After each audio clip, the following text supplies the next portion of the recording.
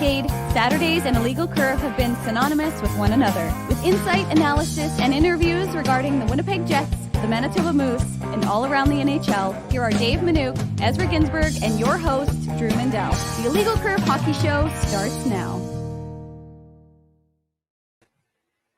Good morning, Winnipeg. Good morning, Manitoba. For all those joining us live this morning on our YouTube channel and all of our social media platforms, we say good morning, universe, and welcome to the Illegal Curve Hockey Show. With Dave Minuk, I'm your host, Drew Mindell. Hope everyone's having a very pleasant start to their Saturday morning. We're with you for the next couple of hours talking about everything to do with the Winnipeg Jets. It was a very newsy Friday for the Jets, and we'll get right into that momentarily. At the bottom of the hour, new Winnipeg Jets assistant coach Marty Johnston is going to join us. At the bottom of hour number 2, new assistant coach for the Winnipeg Jets, Brad Lauer, is going to join us. It's a Jets-heavy Saturday, as you would come to expect here on the Illegal Curve Hockey Show. Dave M., good to see you, my friend. Your head is on fire, and there's no other way I would have it be on a Saturday morning. Well, I mean, it's going to be a scorcher again here in Manitoba, Drew, but the reality is it's been a scorcher all week in terms of Jets news. And just before we came on the air, we were talking about the fact that we appreciated the courtesy done for us by the Jets, signing 3 of their RFAs on Friday. So we would have plenty to talk about. And if we were actually going to be bereft of things to talk about, of course, the Matthew Tkachuk trade would be something that we could fill ourselves with. But we'll try and keep it Jets focused. That, of course, will be somewhat relevant to the Jets. But I mean, there has been it is crazy. Like I ended last night's tweet session on Illegal Curve talking about how it felt like anything other than a week in July. And I know obviously the NHL is still not on its regular schedule, so we're still dealing with, you know, the fact that everything is a little bit later than it traditionally is, but you wouldn't know it. You wouldn't know it based on how busy the website's been the last few months for sure. And I just think that it's interesting times here in Manitoba and Jetsland, and we'll have plenty to discuss over the next couple of hours. We absolutely will have no shortage of topics. Nice to see so many friends, so many new faces in the chat. Hope you guys are enjoying yourselves in there as well. Let's start with the latest twist and turn in l'affaire Dubois, that coming late yesterday, sort of out of complete right field, where it's announced that Pierre-Luc Dubois has accepted his qualifying offer and has agreed to terms with the Winnipeg Jets on a 1-year contract worth $6 million. It's a pay raise, of course, about a 20% pay raise from the $5 million that he was making last year as a member of the Winnipeg Jets. But, you know, this one, I mean, I didn't see this coming, but, you know, now that it happened, it sort of makes some sense, and we'll get into that. But I was sort of gearing up for a lengthier contract dispute, maybe spilling into training camp, one of those things that doesn't get resolved until day 2 or day 3 of training camp. But lo and behold, Dubois accepts the qualifying offer, and he's under contract for at least this season at the $6 million mark, Dave. Yeah, he had till 5 o'clock yesterday to accept that qualifying offer from the Jets. Otherwise, it would have expired.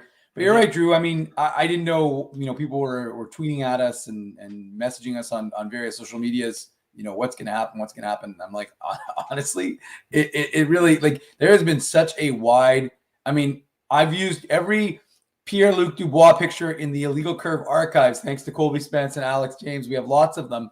But, I mean, it's been nothing but Pierre-Luc Dubois all week. So, you know, there's been so much speculation, so much discussion, and whether it's in Winnipeg, here in Winnipeg, or in Toronto or in Montreal, like this situation, I said, jokingly said on Twitter, I'm going to have to pay the situation from Jersey Shore royalties for the amount of time I'm using the word the situation.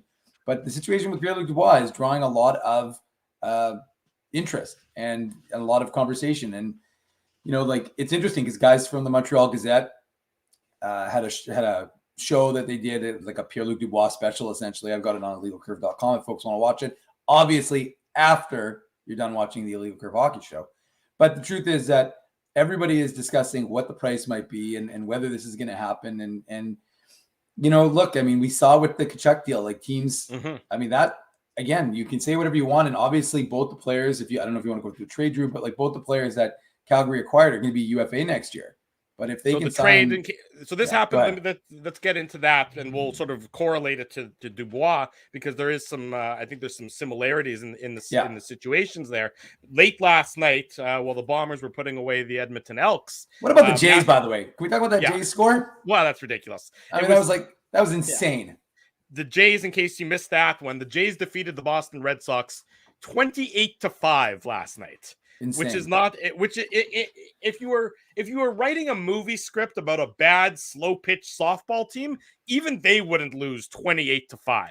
But congratulations to the including, by the way, I know this isn't an illegal pitch show, but including the fact that there was an inside the park grand slam. I mean, that doesn't happen every day. That doesn't happen every day. So, no. Anyways, let's get back to hockey. A bad day in Boston for the Red Sox, but that's always a good thing for Jays fan.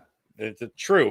The trade last night was Matthew Tkachuk going to, and I'm just going to give you the high points of the trade, going to Florida after signing an 8-year contract extension with Calgary. Right. So it's basically a sign and trade. 8-year contract extension. He gets traded to Florida in exchange for the main pieces, Jonathan Huberdeau and Mackenzie Weegar. Both Huberdeau, and then there was a first-round pick as well, and a young prospect who was a third-round pick of the Panthers a couple of years ago. Yeah. Huberdeau and Weegar are both going to be UFAs at season's end. Yeah. And then, with Tkachuk, he had made it clear he wasn't going to sign a contract extension in Calgary, which is where it sort of ties into the Pierre-Luc Dubois situation, because Tkachuk was going to be UFA at season's end.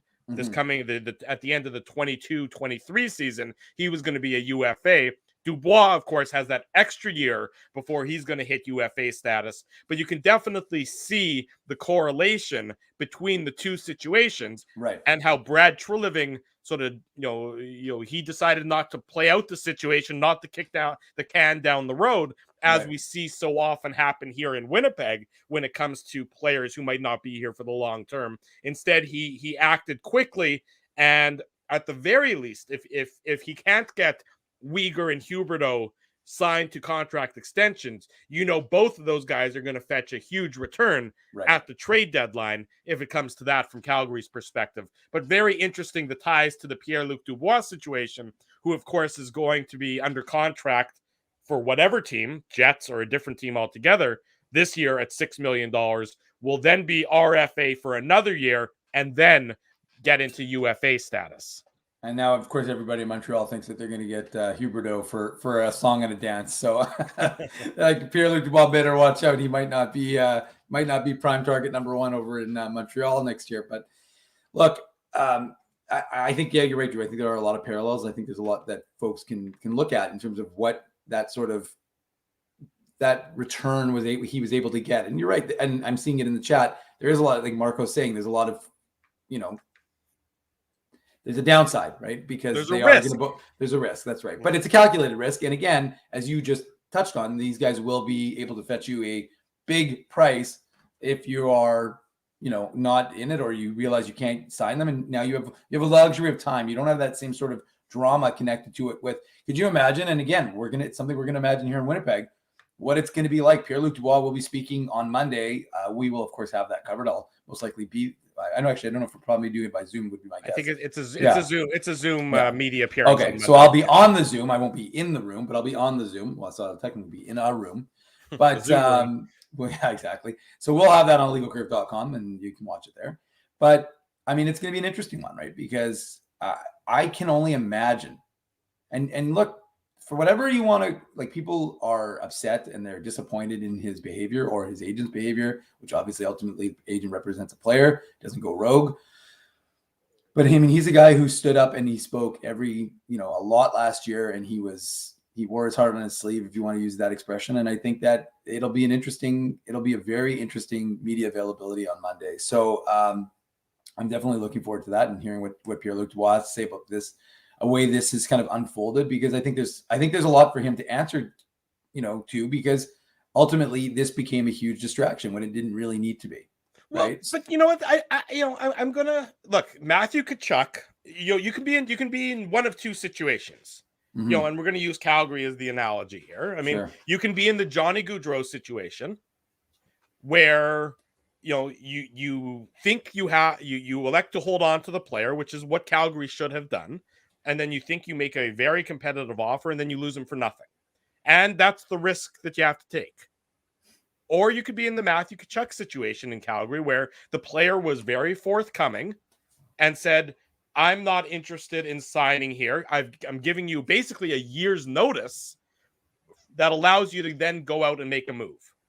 Pierre-Luc Dubois didn't say that he won't play for the Winnipeg Jets. He never said that he's going to sit out the season or anything ridiculous like that. He signed his qualifying offer yesterday.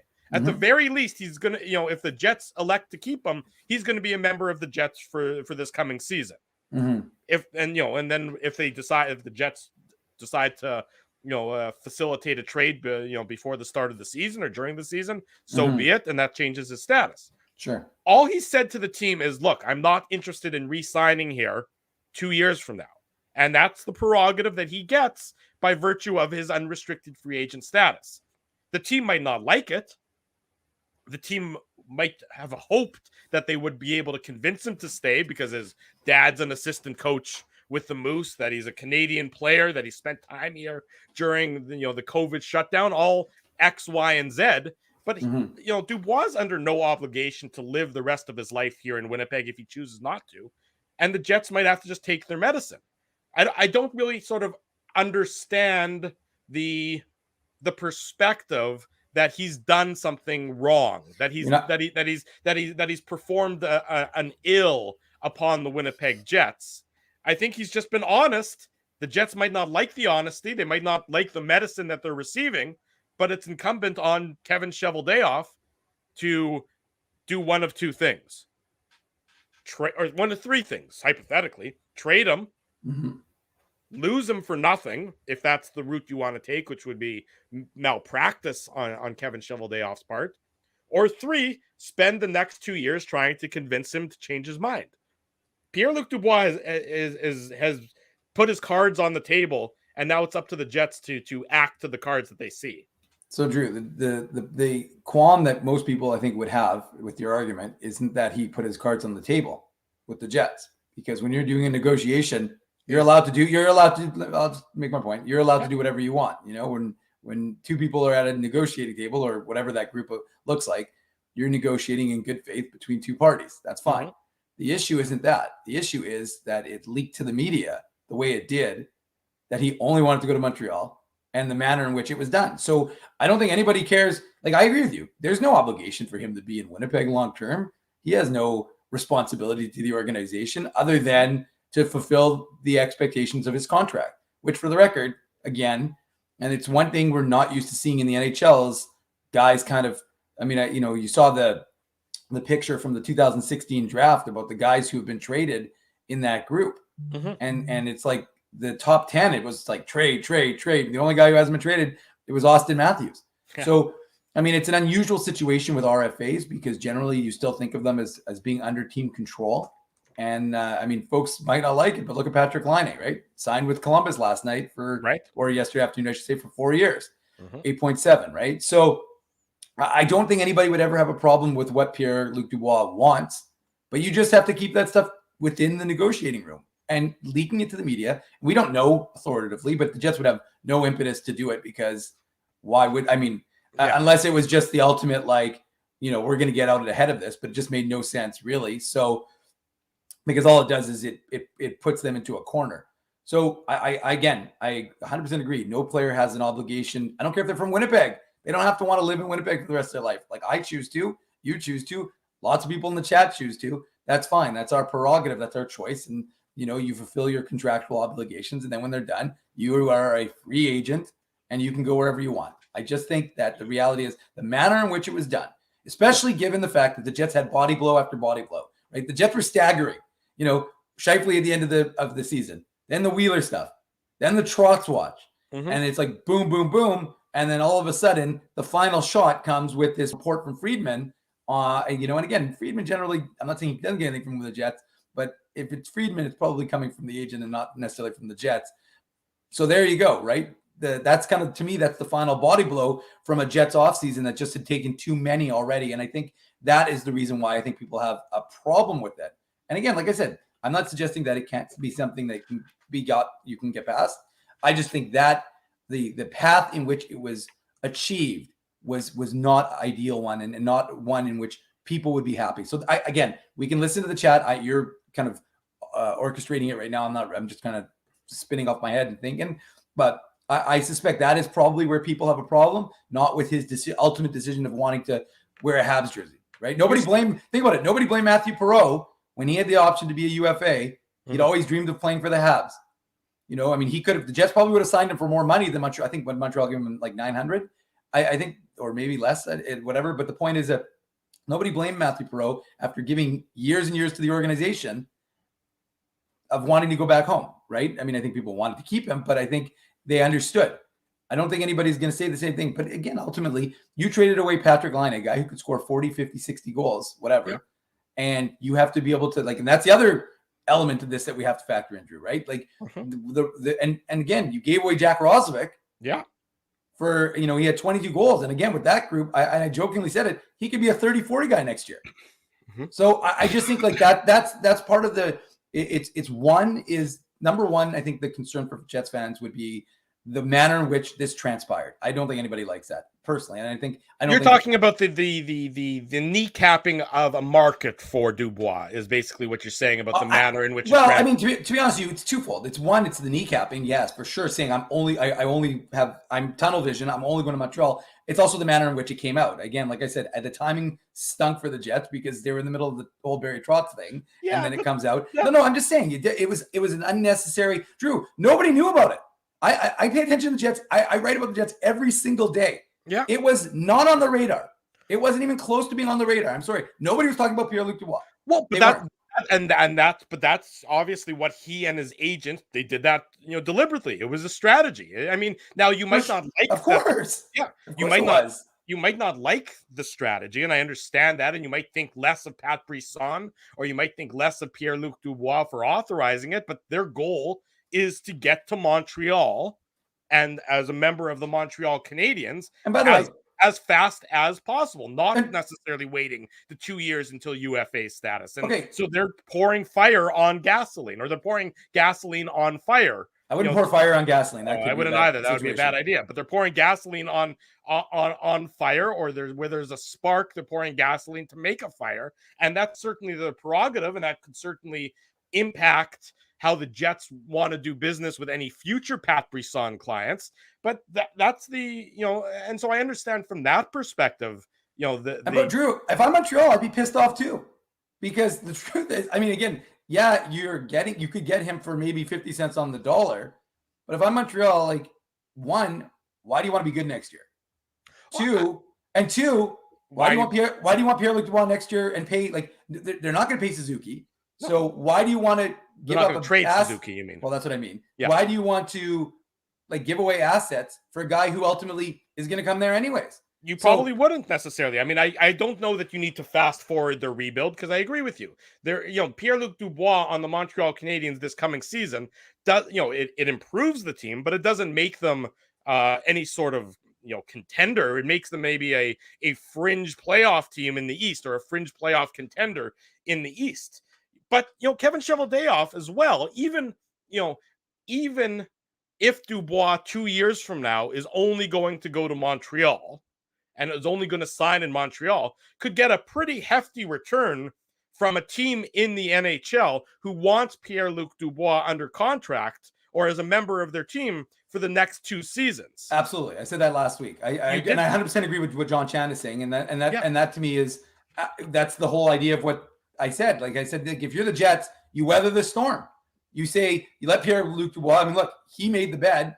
Now he's got to lie in it on a Monday. Lie could be an operative word, but he's going to have to come up and answer for, to the media and speak, and talk about this situation. And he could deny it. He could say he doesn't want to get into it. He wants to focus on being a member of the Winnipeg Jets. Again, all his prerogative. if you're Kevin Cheveldayoff right now, you're not accepting 50 cents on the dollar for this asset. What you're suggesting is, and again, I think it makes the most sense. You're going to play Pierre-Luc Dubois in your lineup. First of all, you're going to see what the room is like. And we don't know, we were joking last week that it was the run-it-back show. We don't know what the Jets are going to do there. There's lots of speculation, but the reality is it's all dependent on how the Jets start and how things look. And look, winning will solve a lot of problems. That room will become a, quote, fun place to be if the Jets somehow start to win. If they play a structure, Rick Bowness can get this team structured sufficiently, maybe the Jets start winning games and turn things around, and there's a lot of fun being had. But if it doesn't happen, but if you have someone approaches you with an offer like Calgary got, hey, guess what? Well, if you're Kevin Cheveldayoff at the trade deadline, you're saying, if I'm a contender, and I'm saying I can get Pierre-Luc Dubois at it won't even be $6 million, of course, but like if I can get Pierre-Luc Dubois at a very affordable cap hit for this year, knowing he's under team control for one more year, and I'm a contender who thinks I can go for it, why am I not acquiring that asset and being willing to pay for it? But why aren't the Jets making that trade now? You saw Calgary didn't wait. With who? Drew, that's like you saying, well, let's fight, but I've got one hand tied behind the back. Who's going to win that fight? You're going to win that fight. Well, I probably still win. But the reality is that you're probably going to have a better chance of winning because you're not handcuffed. So, the Jets are handcuffed. Sure, let's make that trade to one team. No. Why does it have to be one team? It can be any of the 32 teams. Sure, of course. But what I'm suggesting to get 2 seasons out of, you see what rentals go for at the trade deadline. This isn't a rental. This isn't a guy. This isn't Claude Giroux going to Florida for 2 months and a playoffs and 2 playoff series. This is a guy who would be on your team potentially for 2 full years. Why not make that trade now when I believe his value or the value to an acquiring team would be at its highest? Because a $6 million cap hit is not oppressive to fit into your books, especially when you can go over the cap in the offseason. And sure, maybe it gets a little bit easier as the season goes on, but I always find the argument that, the salary, it makes it impossible to make a trade. I always find it to be a little bit of a specious argument. If they want to make the trade, they can figure out a way to get the cap hit and to work it into their books, whatever team's acquiring any player. If I'm Kevin Cheveldayoff, and I believe that this is the time to strike on a Pierre-Luc Dubois trade. You're going to have many suitors who'd be interested in acquiring him for 2 seasons, and kicking the can down the road to this trade deadline or next offseason, I think reduces what you're going to get from him. You'll get something that looks like the Trouba deal if you'd make this trade next offseason, where you get a first-round pick and a young player in Neil Pionk-esque. So you're going to get a young forward and you're going to get a first-round pick. If you make that trade now, I think you're getting more for him. I think you're probably getting a bit stronger return. And I get that, the Jets are in the Wheeler window or whatever that means. But look, let's be honest. This team isn't as currently constructed. You look at their forward group and you look at all the questions, they're not among the upper echelon of the NHL. So you need to figure out what you are. What are you? Are you in the mushy middle where you're hoping that everything, breaks perfectly and you might win a round or maybe 2 rounds? Or are you trying to figure out a way to get to that upper echelon of the NHL? Or are you looking to get an entire rebuild underway? And that's the problem and it's been the problem for the entire offseason, is that there's no cogent philosophy or cogent plan, at least that I'm aware of, for how the Jets have approached this offseason. Okay, so I'm not disagreeing with you. I'm not going to sit here and say that it shouldn't happen. And I agree, there is a risk. There's an inherent risk with, while I'm going to advocate that you could trade him at the trade deadline and receive quite a bit, from a contender. The truth is there is an inherent risk if he stinks, if he has a terrible season, if he doesn't look like he's invested, right? If his attitude isn't the right attitude. There is absolutely an inherent risk with, allowing him to be in the room if he's causing an issue, right? If he's overtly not wanting to be in Winnipeg and in that room, there could be potential there. So, if you're Kevin Cheveldayoff, you're not advertising this. I mean, the Jets don't like to make their business public at the best of times. Mm-hmm. So they're certainly not going to be out there like, oh yeah, sure, we're shopping Pierre-Luc Dubois. Anybody? I mean, again, you know, at the NHL, as I've long said, this is like high school. So gossip spreads like wildfire. The worst high school. Yeah. But anyways, the point is that I think you're constantly looking. I don't think you say, okay, well, we got Pierre-Luc Dubois signed to his deal. So you know what? Hey, we're good. We'll get our remaining. We're going to sign a couple more RFAs, you know, maybe get a couple of UFAs into the organization. And then I'm heading to the cabin for the rest of the summer. I think ultimately what you have to do is you have to keep trying to figure out how are you going to make your hockey club the best hockey club it can be. And does that include Pierre-Luc Dubois on that roster in a Jets jersey? So anyways, I think it'll be interesting to see what happens, Drew. And I think it's going to be a fascinating summer. And, you know, look, I mean, the speculation, I wrote about it in the post on legalcurve.com yesterday. I said that the speculation about a contract situation stretching into the summer, that's done. But now what does it become? It becomes potentially trade drama. So again, we'll see what happens with Pierre-Luc Dubois. I think it's going to be very, very interesting with all of them. Mark Scheifele. I mean, Mark Scheifele's become, nobody talks about Mark Scheifele anymore, and even Blake Wheeler, it sounds like that's kind of coming back down to earth a little bit. So I wouldn't be surprised to see him back in the Jets jersey for the season. Like I said, fascinating stuff. But let's look forward to the new bench bosses coming up. So you're probably going to want to hit a commercial break right about now, Drew. You're absolutely right. Don't go anywhere. When we come back, new Winnipeg Jets assistant coach Marty Johnston joins us on the show. It's a Saturday morning. Drew Mindell, Dave Minuk are with you. It's the Illegal Curve Hockey Show. We're live on YouTube and all of our social media platforms. Keeping Winnipeg laughing for over 30 years. Rumors, Canada's longest-running comedy club, bringing you the biggest laughs from the best comedians on the planet. Jerry Seinfeld, Chris Rock, Jon Stewart, Dennis Miller, Brad Garrett, the greats, and all the up-and-comers too. When was the last time you laughed out loud? Make it a great night out with friends, or book your office or birthday party. Even a fundraising event at Rumors. Get all the details and dates on upcoming shows at rumorscomedyclub.com. Hi, Ez. A strange question for you. But why are you lying on the ground being crushed by a piano? Well, Drew, I definitely tried to carry this baby grand piano down the stairs by myself, and somehow I failed miserably. Right. Yeah, I'm sorry. That was a silly question on my part. My apologies. Would you like me to call Rolly's Transfer Moving and Storage to help you move the piano? They are the most experienced piano moving company in Winnipeg, after all. Yes, please call Rolly's and hurry. This piano is very, very heavy. Rolly's Transfer Moving and Storage offers stress-free residential moving services while taking great care of your personal belongings, including your piano. At Rolly's, no job is too big or too small. For more information, visit rollys.com. Hi, it's Drew from Illegal Curve here. Selling your home can be stressful, but it wasn't for me. Thanks to my friends at Zappia Group Realty, they made the process so easy. My home sold within 48 hours and with multiple offers. Zappia Group Realty took care of everything with their exquisite customer service and attention to detail. If you want to sell your home for more in less time, get started by talking to Frank and Mauro Zappia of Zappia Group Realty. Online at zappiagroup.com. Hey, it's Aaron from Bernstein's Deli. That's right, Ezzy. I'm the guy who makes all your sandwich dreams come true. So when you think Illegal Curve, what comes to you? How about juicy chicken schnitzel, grilled salami, fried onions, melted cheddar cheese, and honey mustard on toasted, thick-cut city rye bread? Man, that's like the holy grail of sandwiches. And so it shall be known as the Illegal Curve Sandwich. The Illegal Curve Sandwich. Try it today at Bernstein's Deli. Find us at Corridon and Lanark or online at bernsteinsdeli.com. Hey, Drew.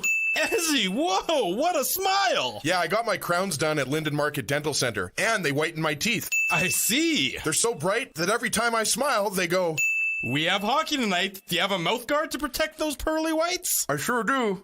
Whoa, they even ting through the mouth guard. Linden Market Dental Center covers all your dental needs, from restorative to cosmetic dentistry, and will fit you with a sports guard for that active lifestyle. 877 Waverly. See lindenmarketdental.com. So you're a pizza person, you married a wing person, but somehow your kids are salad people. You can't pick your fam, but you can pick your BP meal deal, starting from $18.99 for takeout or delivery at bostonpizza.com.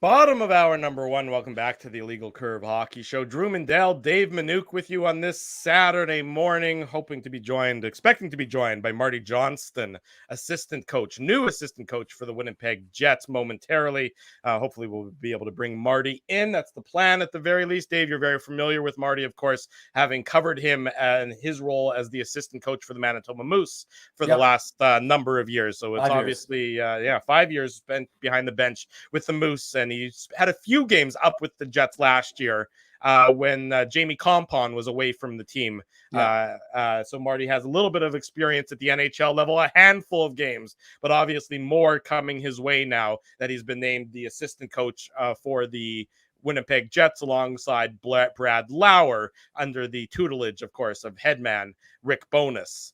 So it'll, a change behind the Jets bench, of course, because we're so used to seeing some of the same characters that have been there for so many years. So it'll be interesting to get the perspective of Marty momentarily when he joins us, hopefully. Well, and I think that's something that Jets fans have to be patient with, right? I mean, I think there is going to be a system in place with this Jets club that you may not be used to seeing. So I think it's a new regime, and I think there is an element of, Rick, there's Marty now, and Marty's ready to join us, but look, I think it's, like I said, I think it's going to be an exciting thing for Jets fans to see, and we'll talk to Marty about it right away. Here we go. Marty Johnston, the new assistant coach for the Winnipeg Jets, joins us now on the Illegal Curve Hockey Show. Marty, first and foremost, welcome to the program, and congratulations on the announcement yesterday, or a couple days ago now, I guess. How did that? Take us through your emotions. Obviously, you knew it was coming. You had agreed to it. But has it become more of a reality when you see the press release come out? Yeah, I think for our family, when the press release came out, that was when we really got to enjoy the moment. Obviously, the four of us at home were super excited after I'd gotten the call from Rick. But then to get the news, and when it was released publicly, obviously it was quite something to hear from former players and friends and family, and it was really nice for them to enjoy that moment too. But didn't make it as a player, but certainly really excited that.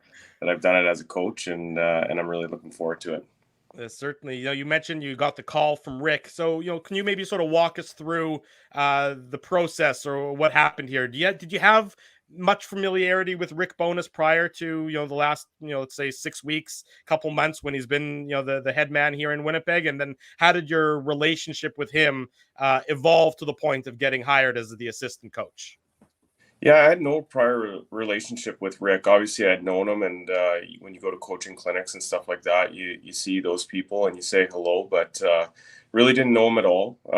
Didn't know any of the staff, actually. I don't know Scott or Brad, but, over the course of time, that's going to change. We're going to spend a lot of time together, and obviously we're going to get to know each other really well. You end up having more meals with your coaching staff than you do with your family during the season, but how it all worked out was, I went through the interview process. I had 2 interviews with Rick, and it was really good. Obviously, he put me at ease the first time we met, and just wanted to kind of get to know who I was, and it was a fairly thorough process, but one that I really enjoyed. And I left both times knowing that, geez, this is a special person. He made me feel good about myself. He's got a real positive energy to him. And I think that's really going to help us. Our leader has a smile on his face. He's excited about the opportunity, and I'm excited about helping out. Marty, you've spent 5 seasons with the Manitoba Moose. You've had 2 good leaders in Pascal Vincent and Mark Morrison. So what have those 2 men done for you and your coaching career? Yeah, they've been both excellent. Obviously, Pascal 5 years ago took a chance on a guy coming from university hockey, and it was very similar to this scenario. I didn't know Pascal at all. And I didn't know Eric either. And over the course of those 4 years, I got to learn from an excellent coach. And then last year with Mark coming in, I think it was really good for me to see a different vantage point, a different approach that a head coach takes. And I think, both of them have prepared me to, support Rick and give him what he needs. And everybody does things a little bit different, and you take pieces of each of them in terms of what you would do in your own approach. And I'm certainly very grateful. And I had really 2 good role models to work under in that 5-year period. And obviously staying within the organization and having existing relationships with the players, that's something that I feel is advantageous for me as well. It's not going to be a room full of new players. A lot of them I have a relationship with, and some of them I just know from being through training camps for so many years. Marty, one of the things that Mark did that was different was that you spoke to us after the games, and you and Eric, and of course, and that's something that I'd never experienced in all the years of covering hockey. And what did that do for you? Because it seemed to me, like Mark said, this is the AHL. It's not just about developing players; it's about developing coaches. And some guys don't necessarily take that tack, but I thought it was a very interesting one. And again, it provided us, speaking to you guys after the game, it was not formulaic. It wasn't the same conversation, especially in the AHL where it's back to back to back. But what did that do for you as a coach, allowing you to have that opportunity after games to speak? Yeah, I think it added a layer of, development in me as a coach. Obviously, when you deal with the media right after a game, it's great when you win, but when you lose, you have to manage your emotions, and you have to make sure that, you're sending the message not only to the people that watch and support our team, but to the players in our room. And I'm grateful to have that opportunity to work with guys like you and learn on a day-to-day basis. And, it was something that I enjoyed, and certainly part of what coaching is now in hockey, and certainly in the NHL. So, it was a great experience. I'm certainly very grateful to Mark that he allowed me to do that. And I look forward to supporting the Moose and watching them win more games next year. Well, I was just going to say quickly, Marty, that luckily for you, you guys won a lot of games last year. So you didn't really have to come out and speak about losses, especially here at home. Yeah, no, it was a great season, and it was a season I really enjoyed. We talked about it time and time again about how easy it was to coach that group, and we had a really talented group of players as well. I think sometimes that gets lost when we talked about our season. We had really talented players, and anytime you have talented players, it makes it easy for a coach to win a few more hockey games. So, it was a great season. Thoroughly enjoyed it, and really cherished my time with the Moose. Marty Johnston, Winnipeg Jets assistant coach, is our guest on the Illegal Curve Hockey Show. Saturday morning, we're live on YouTube. We're live on all of our social media platforms. Now, Marty, you're sort of coming in from an interesting perspective on the coaching staff in that you're the only one who was in town last year, albeit with the Manitoba Moose. But given the proximity of the Moose and the Jets and sharing the same building and sharing, I'm sure you crossed paths, you probably have a little more sort of insight into some of the trials and tribulations that the Jets went through last year. How do you think that sort of knowledge is going to be put into play this year with your new role as a Jets assistant coach?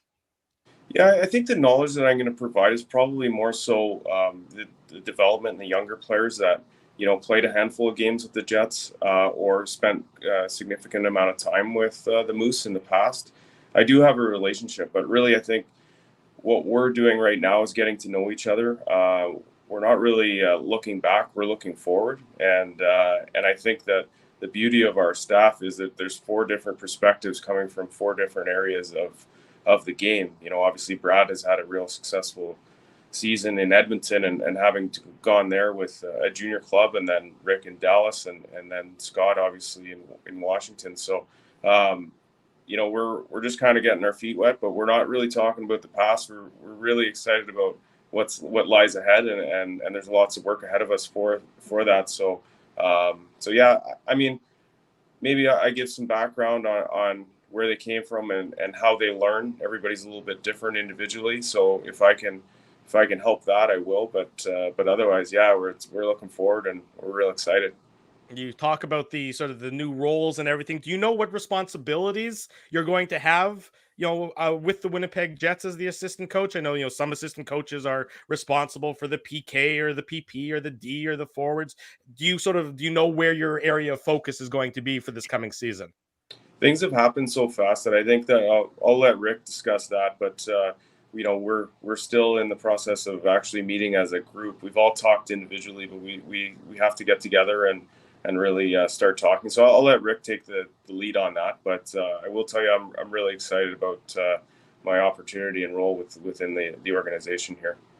Marty, nobody likes going to a new school because you have to make a whole new set of friends. But for you, again, you're staying within the organization. You're very familiar with everyone in the True North orbit, but you're also very familiar with a lot of these players. You've helped develop them and get them to this level. So from your perspective, with all of these guys, what does that do for you going into this organization, knowing that you've had a role in helping? Again, I know that these guys all work their asses off to get to this point, but coaches always play a role. And what does it do for you from a conference perspective to come into that room and say you've got a relationship with, like I said, a lot of these guys who played in the AHL? Yeah, no, it's I don't know how much of a role I played. I mean, I know I certainly enjoyed watching them go from the American League to the NHL. In my first few years, I think of Mason Appleton and the opportunity that I'm going to have to kind of reconnect with him. He was sort of one of the first ones that, we spent a lot of time together, and he wasn't a high-end prospect, or he wasn't a high draft pick, I should say. Yeah. But he certainly helped and earned himself to be a full-time NHLer. So that was a really great experience that I had. And then obviously in the last little while, I've spent a lot of time with Cole Perfetti, and that was really an enjoyable experience too. So, but yeah, no, I mean, these guys get to the NHL because they're deserving of it. They work hard, and our job as coaches is to support them and give them the tools that they need to tweak their game. But they're excellent players. So I am looking forward to reconnecting with some of those guys. They've already reached out, and that's been quite nice as well. But yeah, no, I'm excited to work with all of them. There's going to be some guys that I don't know, and I'm going to take on that challenge just the same as I would with someone that I've known for 5 or 6 years. Marty Johnston is the Winnipeg Jets assistant coach, newly announced this past week. He joins us right now on the Illegal Curve Hockey Show. Now, Marty, you mentioned you got your coaching start, your main coaching bona fide, of course, with Carleton University in Ottawa, and then you went to the Moose as an assistant coach. Now with the Jets as an assistant coach.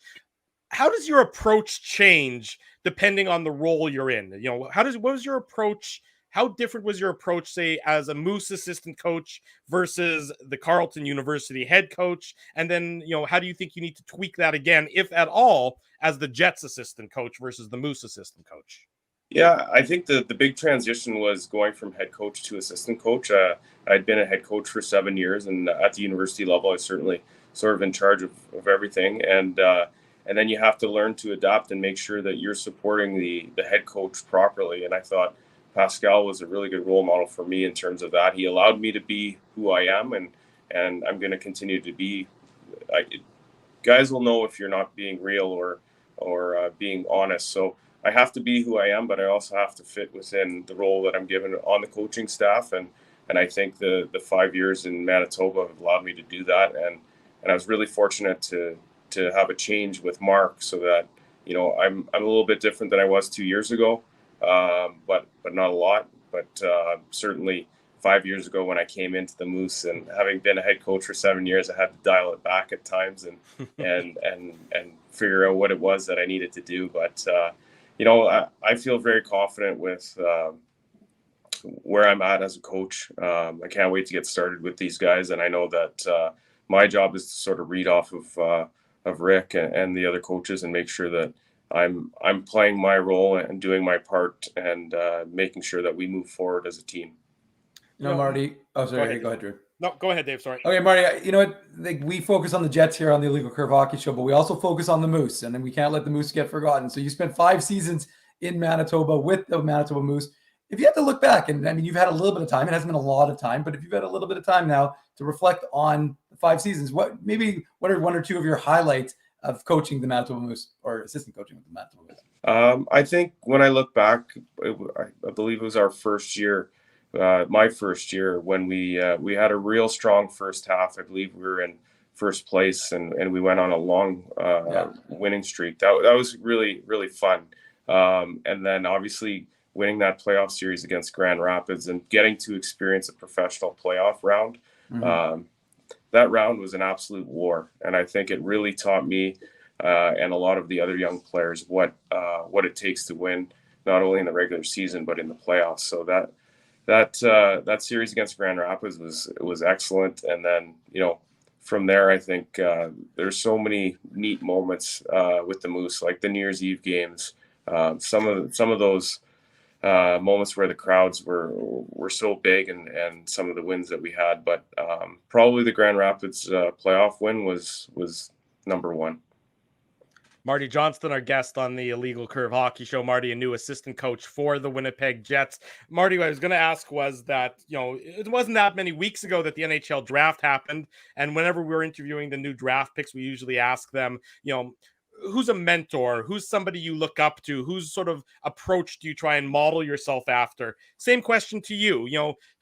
Throughout your coaching career, is there somebody that you've sort of used as your guiding light or your North Star for how you want to approach the game and the job night in and night out? I think, I was very fortunate that I had the opportunity to be coached by Claude Julien and Junior. And when I was done playing my junior career, he kind of suggested that I should think about coaching instead of just a second here. I'm actually at a baseball tournament in Brandon with my son, so apologize for that. No rest for the wicked. Family still comes first, even when Dad gets a new job, right? Marty, tell him to watch the Jays game from last night to be inspired. Yeah. Well, we try to score that many runs today. But yeah, so I had the opportunity to be coached by Claude Julien, and when my junior career finished, I was kind of hopeful that he's going to tell me I had a great NHL career ahead of me, but the exit meeting started with if you ever think about coaching, I think you'd be a good coach. So at a young age, 21, I started to think about that, and I've used him as a bit of a sounding board over the course of time. I was also really fortunate when I took the job at Carleton. I wanted to surround myself with someone that had a lot of knowledge, and I hired Sean Van Allen, who played in the NHL for quite a long time, and he was about 10 years older than me. And he really helped me as a young coach sort of establish who I am and what we wanted to do. And he's a really good technical coach who has since taken over the Carleton program. So those two guys are probably two of the biggest influences that I've had outside of obviously Pascal and Mark. But from there, like I said, you have to be who you are. You have to be true to yourself. And I think I've done that throughout my coaching career. Marty, players get a hot lap when they make their NHL debut. Now, you already made your NHL debut last year, so it's not necessarily going to be new to you. But what's it going to mean to you to be on that bench? You've been on the bench in Manitoba for a number of home openers, but for the Winnipeg Jets home opener, full building, what is that going to mean to you and to your family? Yeah, I mean, it's going to mean everything. It's in this line of work, the people behind the scenes really have to support you. I'm very fortunate that my wife supports what I do. I've got 2 kids in the city. We know what it means to the city of Winnipeg to be involved with the Jets.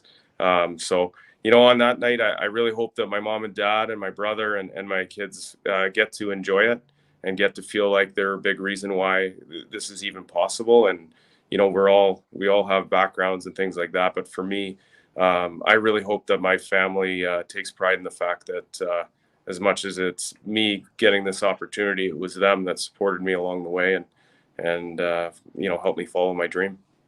Marty, well spoken, well said. Congratulations again. We'll let you get back to the baseball. Are you the baseball coach, or are you just the supportive parent eating peanuts? Yeah, I'm the supportive parent.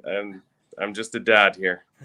Well, in that case, we'll let you get back to the responsibility number 1. Congratulations again on being named the new assistant coach of the Winnipeg Jets. And we'll be sure to see you at the rink in not that many weeks. It'll sneak up on us as we sort of wind down the last few days of summer here. Congratulations. Thanks for joining us. Okay, thanks a lot. And thanks for the support that you've given the Moose throughout the years. It certainly means a lot. We appreciate that. Thank you, Marty. Take care. There he goes, Marty Johnston, the newest assistant coach for the Winnipeg Jets, joining us here on the Illegal Curve Hockey Show. Really well-spoken guy, Dave.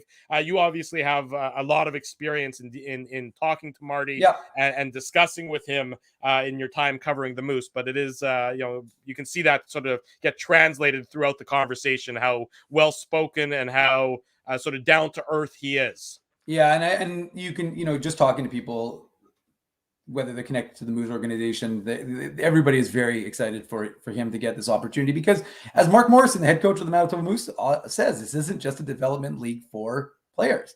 And I give him a lot of credit. I really do. And I'm not trying to butter him up, but I mean, it's the truth because a lot of guys don't like to lose their staff. A lot of guys don't like to promote.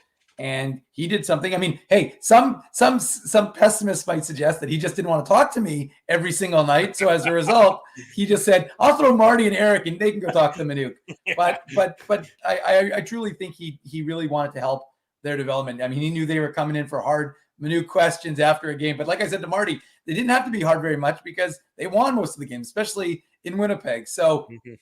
He's right. That 17-18 team was incredible, especially in November. I think they lost like 3 games. Michael Hutchinson was phenomenal. Jack Roslovic was phenomenal. Mason Appleton was excellent. They had a very good team. So had they not had recalls to the Jets, they most likely would have been a Calder favorite, I would have suggested. But anyways, no, Marty's a great guy. Really nice. I like seeing him around the rink. And I like the opportunity. I like the fact that it's, people, it's True North hire. Well, you know what? Here's a guy. He works his ass off. He really does. And that's what you hear about him. And I'm not just here to like blow smoke, and I'm not here to promote the guy. I mean, he's off our show anyways now, and most likely we won't have him on again because you don't generally talk to assistant coaches. I don't think that they've watched. I don't think they're canceling the youth baseball tournament or whatever to watch your analysis of the interview. I got to be honest. For sure, I agree. And so ultimately, but I'm just saying that one of the things that you hear about him is that he is an extraordinarily hard worker and he puts the time and the effort in, and that's what you want from someone who is. I mean, it's a non-traditional manner of becoming a coach, right? Like Marty played ECA. He played in the Quebec Major Junior Hockey League. He played in the ECHL the majority of his pro career. He played a few, 17 games or something like that in the AHL.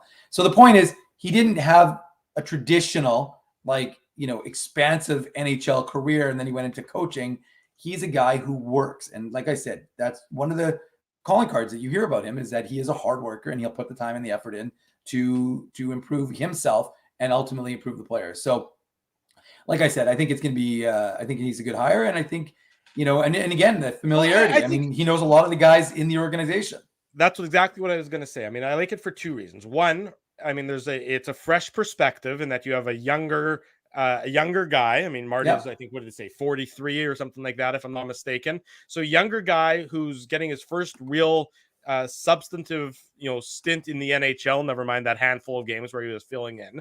And he is going, you look at the forward group for the Winnipeg Jets, and after the top 6, which is, include Dubois in that, but, after that top 6, there are a lot of young forwards that are going to be fighting for jobs, and young forwards that Marty is going to be familiar with.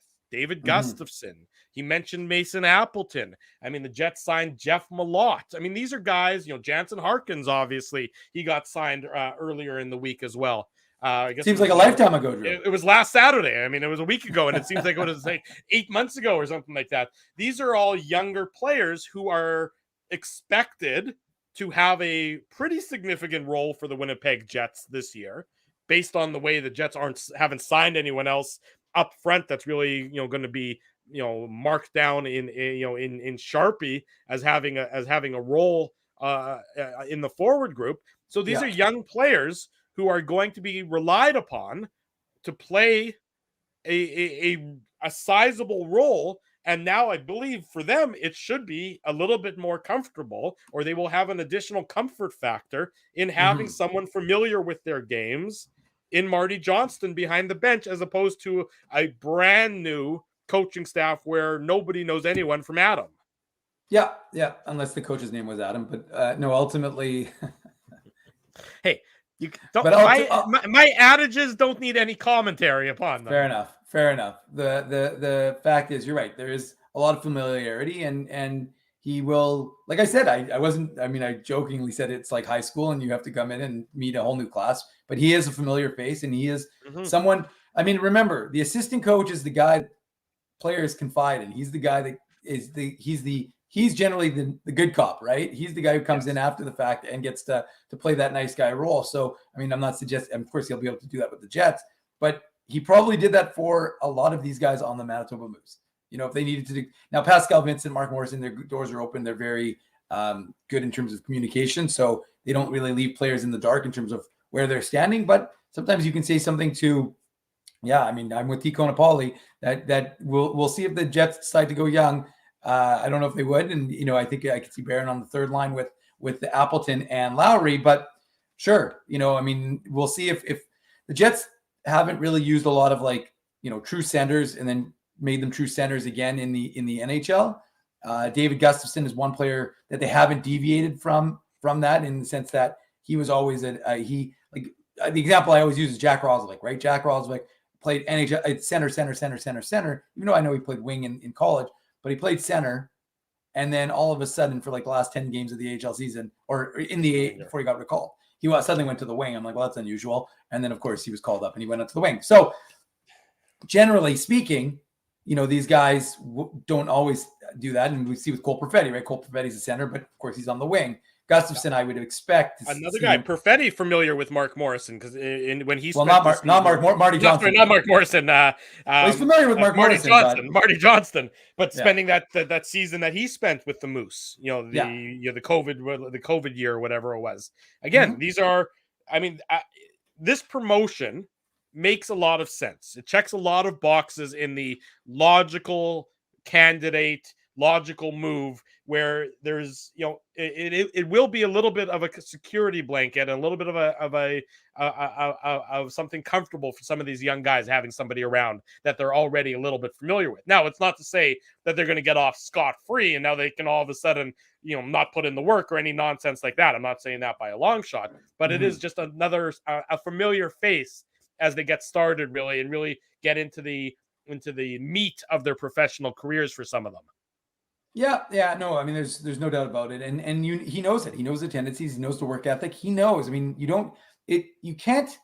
These guys are all connected, and I always say it's like high school, and it is, and people don't realize that, because these guys, it's like, they call it a brotherhood, but the truth is they all spend time together. They all watch. The coaches sit in their room and they gab. The players sit in their room, they gab. But there's intermingling on the road, and they're always. If you think about it, what are they doing? You're on the ice for an hour a day. You're in the room for an hour a day.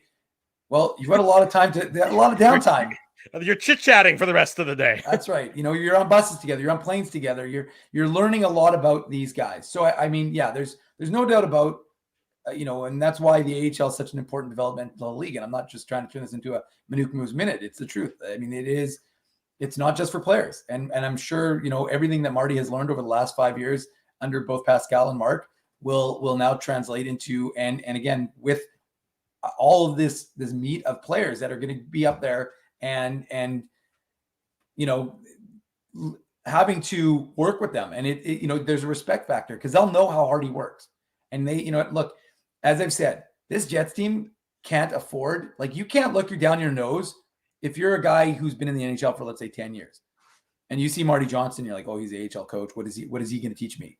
Well, first of all, he's going to probably be able to, again, it's about following a system. It's not about Pascal Vincent used to call it, hey, you can have all the talent in the world. You can't do secret plays that nobody else knows what you're doing. It's not the Sandlot football game you play with your buddies where somebody just go long, no longer, longer. Yeah, exactly. So I think that there is, like I said, this Jets team doesn't have anybody on it that has 3 Stanley Cup rings and says, I don't need to learn.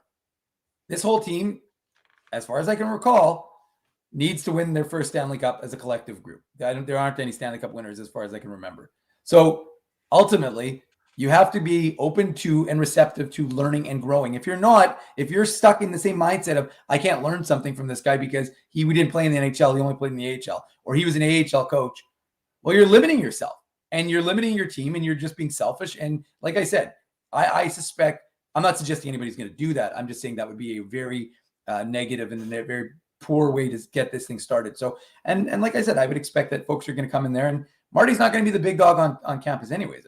He said that's Rick Bonus's job to be the head coach. He'll just facilitate whatever is needed. And I like I said, he's a good facilitator. He's a good teacher. He'll be able to convey that to the Jets, whether they're guys like Blake Wheeler who've been in the NHL a long time, or whether they're guys like Morgan Barron who trying to make their get established, or a David Gustafsson. So I think he can go from the top to the bottom and speak to everyone in the middle as well.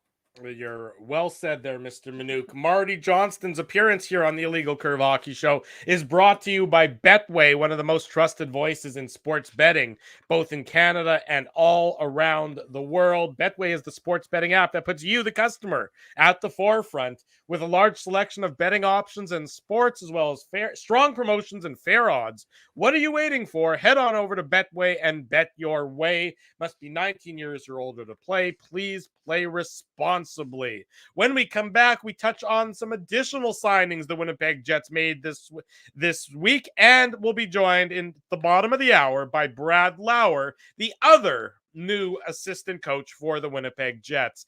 Hour number 2 up next. Don't go anywhere. It's the Illegal Curve Hockey Show. We're live on YouTube and all of our social media platforms. Keeping Winnipeg laughing for over 30 years.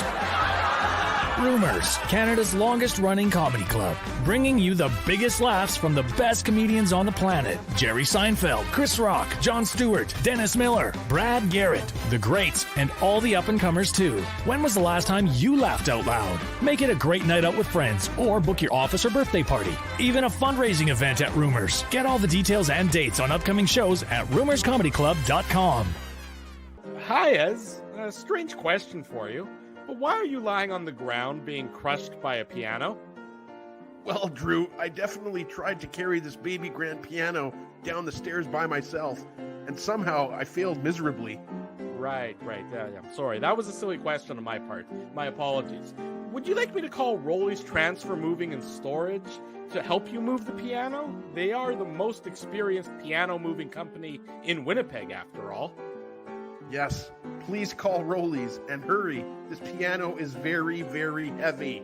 Rolly's Transfer Moving and Storage offers stress-free residential moving services while taking great care of your personal belongings, including your piano. At Rolly's, no job is too big or too small. For more information, visit rollys.com.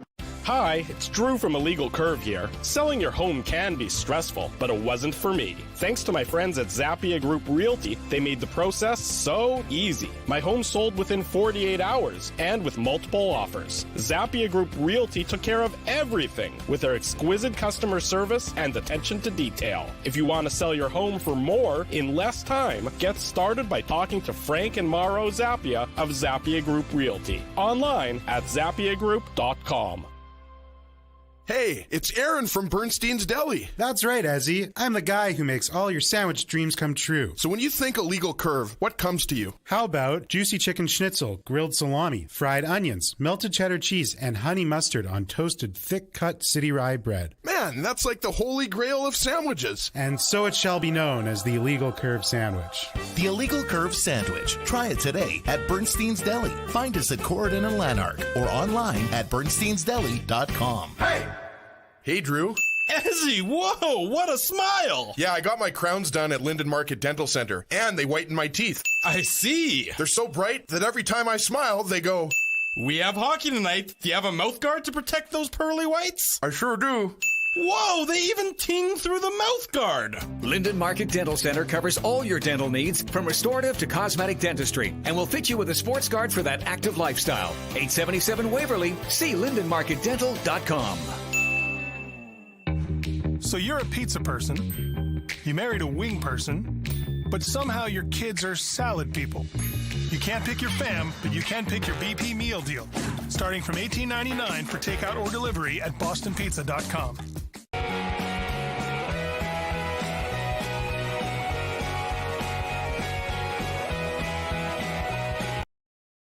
Hour number 2 Illegal Curve Hockey Show starts now. We're live on YouTube. Drew Mindell, Dave Minuk with you on this Saturday morning, the penultimate edition of the Illegal Curve Hockey Show before we head off for our summer hiatus. But join us next Saturday. We'll still be here, Dave and I, bringing you all the latest Winnipeg Jets news, discussion, analysis, interviews, everything under the sun. And then, as we do in August, we will pop up when necessary to bring you the latest of our undoubtedly dynamic opinions.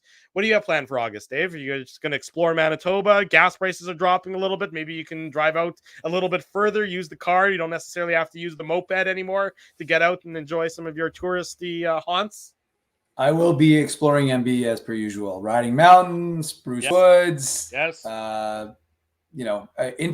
the White Shell, you name it. I will be there. I'm going to try and get up to Pisu Falls. Maybe Little Limestone Lake this year. I've always wanted to hit that spot.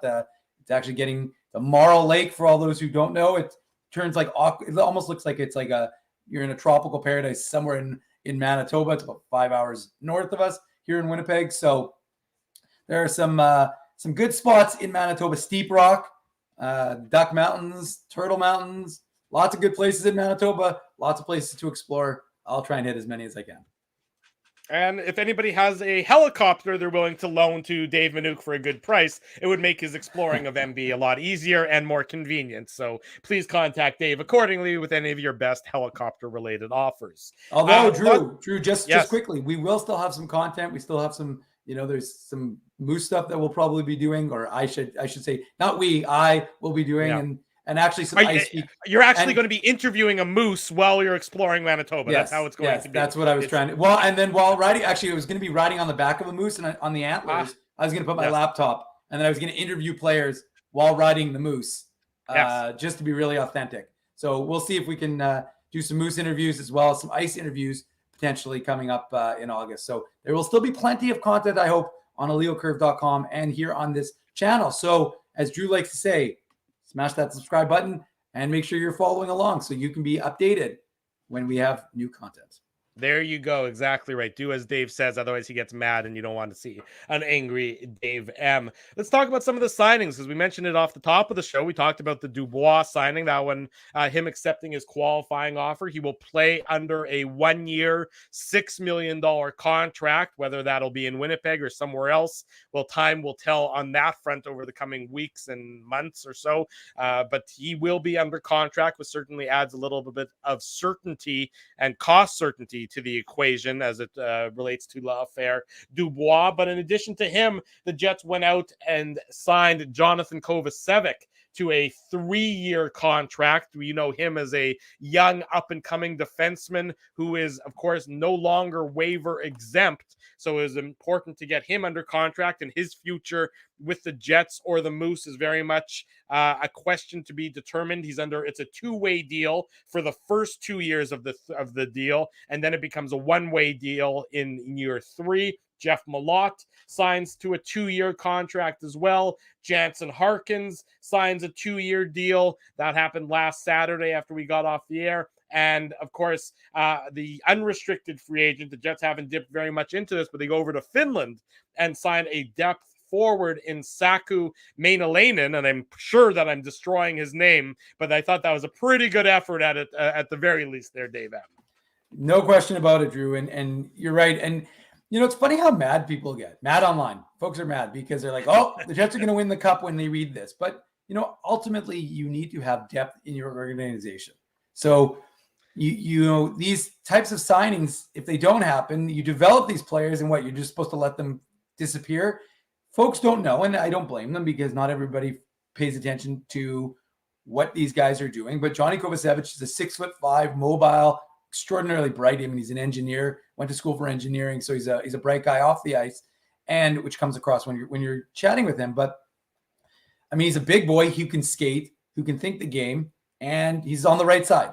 Well, Jets don't have a lot of that, and so he played tremendously well. Well, yeah, for sure. No. He's been voted. He's not like he's a slug or anything. He's a quality player. Right. He's a 2017 third rounder. He was voted the Moose best defenseman in the last 2 seasons. And so, look, he's not a slug. And I've said this.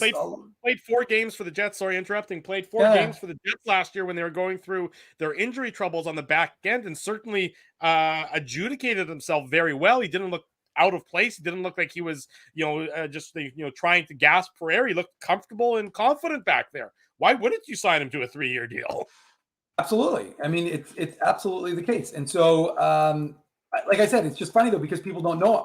So people don't know who he is and what he can do. And that's fine. Right. I get it because you don't pay attention. So you hear this and you're like, oh, well, whatever. But it's not like, the funny part is it's not like the Jets went out and signed Jordy Ben again. They actually signed a guy who, as you said, there's no way he clears waivers. I've been wrong with that before, where I think guys won't clear waivers. I wonder if the fact that he's under a 3-year contract makes him less likely to clear waivers.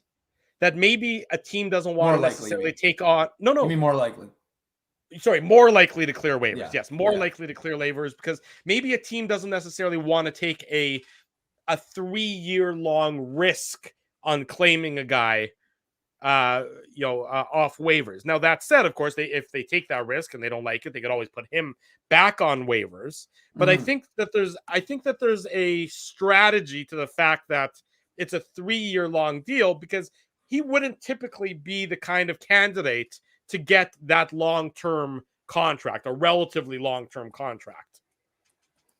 Well, I mean, I guess you could call it like almost like a bit of a poison pill, right? And the one way, two way. I mean, nobody really cares about that. I mean, it's just how much the organization has to pay the guy when he's in the AHL. It doesn't have an impact on his ability to go up and down.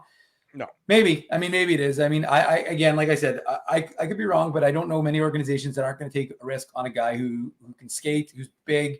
He's not a Brendan Dillon type in the sense that he's super physical. He's not super aggressive, but I mean, him and Dylan Sandberg have formed a pretty good tandem for a number of seasons now. And hey, you could have that up at, I mean, generally you don't see young defensemen paired together, so not necessarily the case.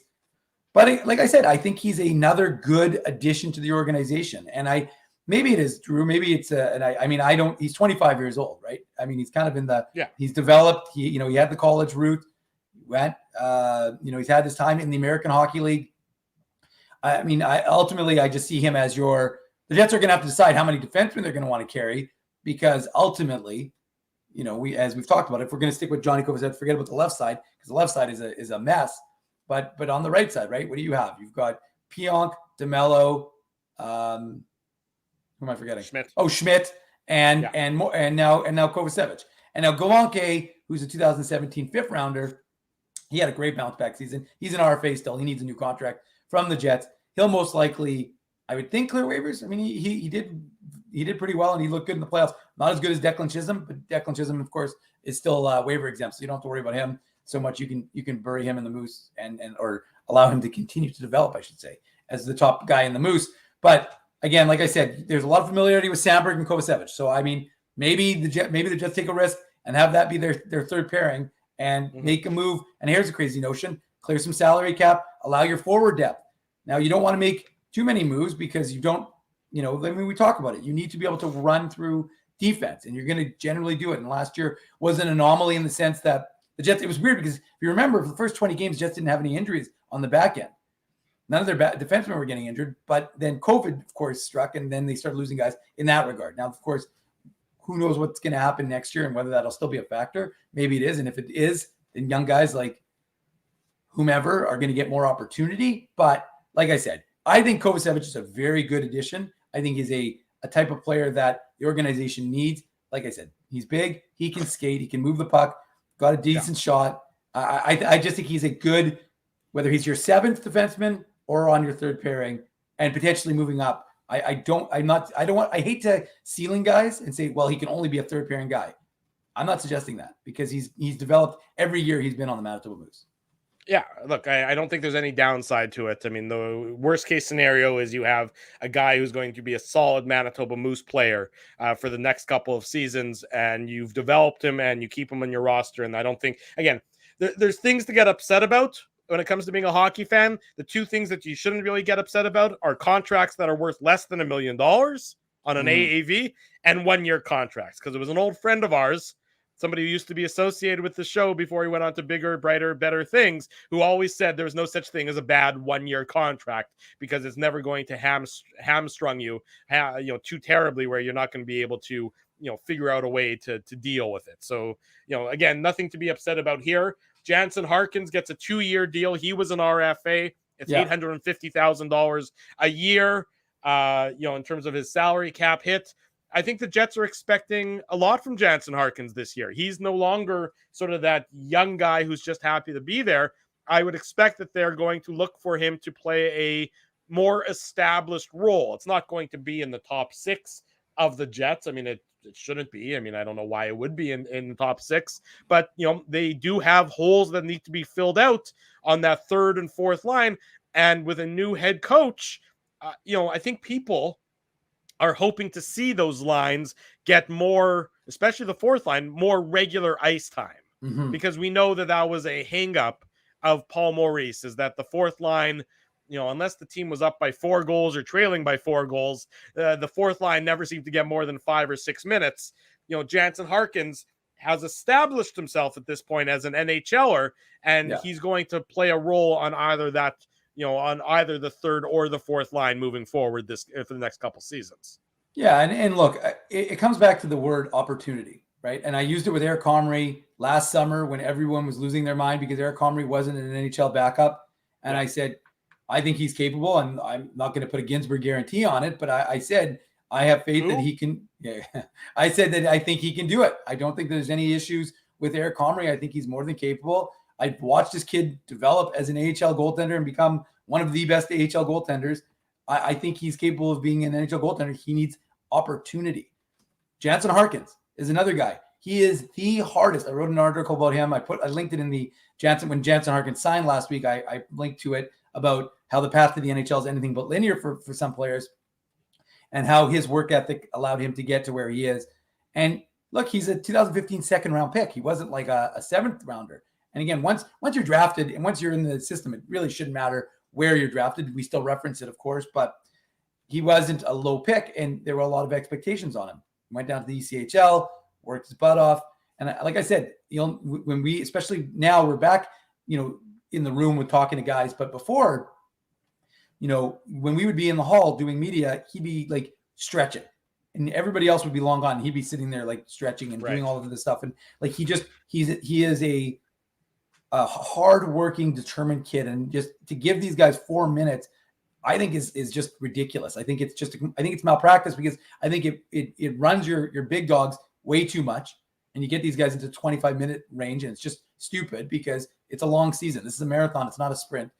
And you have to have confidence. You have to be able to let these guys, and if you want to intersperse them, and if you don't want to run a young line, or if you don't want to run a young D pairing, fine, I get it.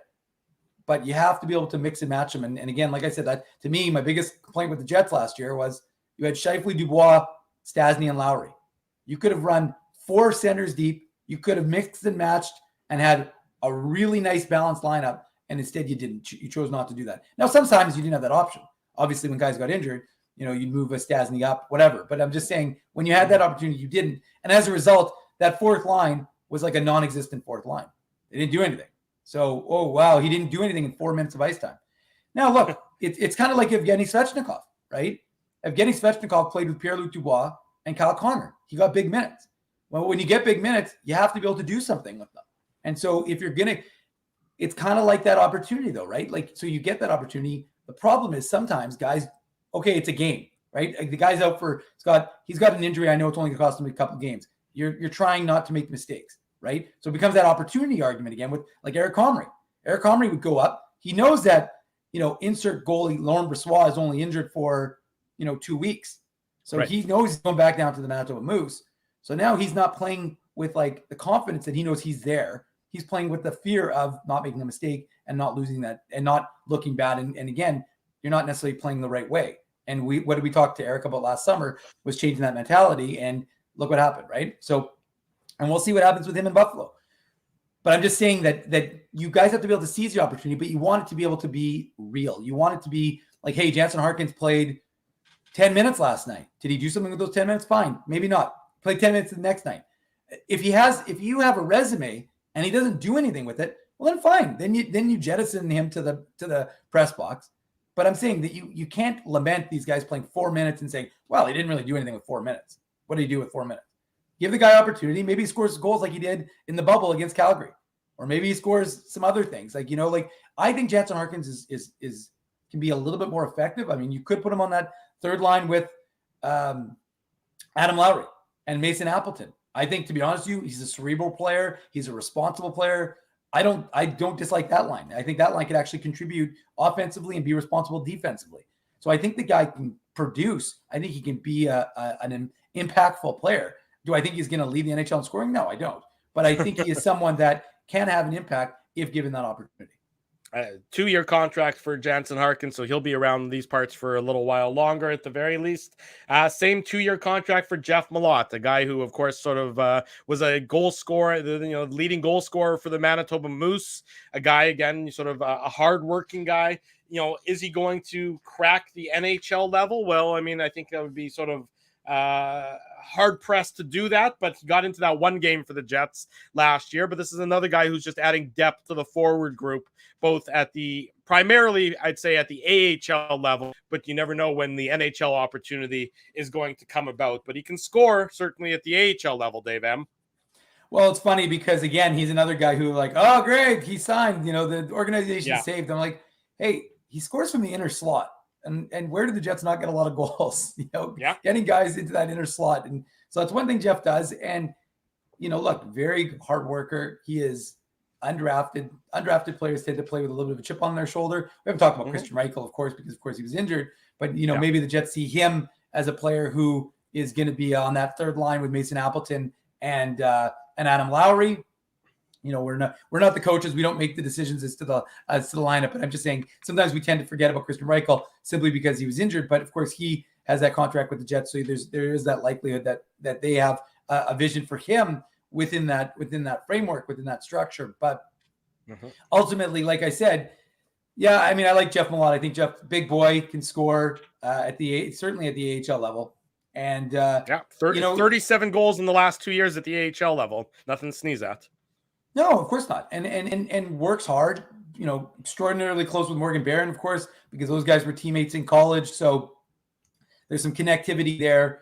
But I think it's a reward for a guy who just keeps working and just keeps getting incrementally better. And look, he's not young by any stretch of the imagination, right? So you've got a guy who you're not expecting. You kind of know what Jeff is at 25, but at the same time, I think it's all. I'm going to keep using this word, and I'm going to use it all summer, even though we've only got one more show. But on the site and whenever we do these little pop-ups, because I suspect I'm going to try and speak to Jeff and have a chat with him. So stay tuned for that.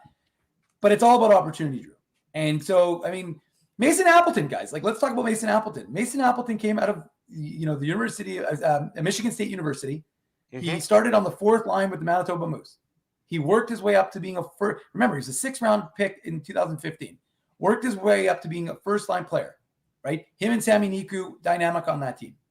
Gets up to the Jets. I'm just saying that guys can come out of nowhere and surprise you that aren't necessarily you're expecting because they're not a household name. Oh, Ville Heinola. Oh, Morgan Barron. Morgan Barron because we traded Andrew Kopp for him. And don't get me wrong, Morgan Barron had a phenomenal playoffs. He was probably the most impactful Manitoba Moose player in that first-round series against Milwaukee, scoring 4 goals in 4 straight games. So, Morgan Barron was excellent for the Manitoba Moose. And you hope, if you're a Jets fan, that translates to next year with the Jets. But I'm just saying that guys like Jeff Malott, you don't know. So, while folks will look at their pedigree and say, whatever, we don't know what we've got.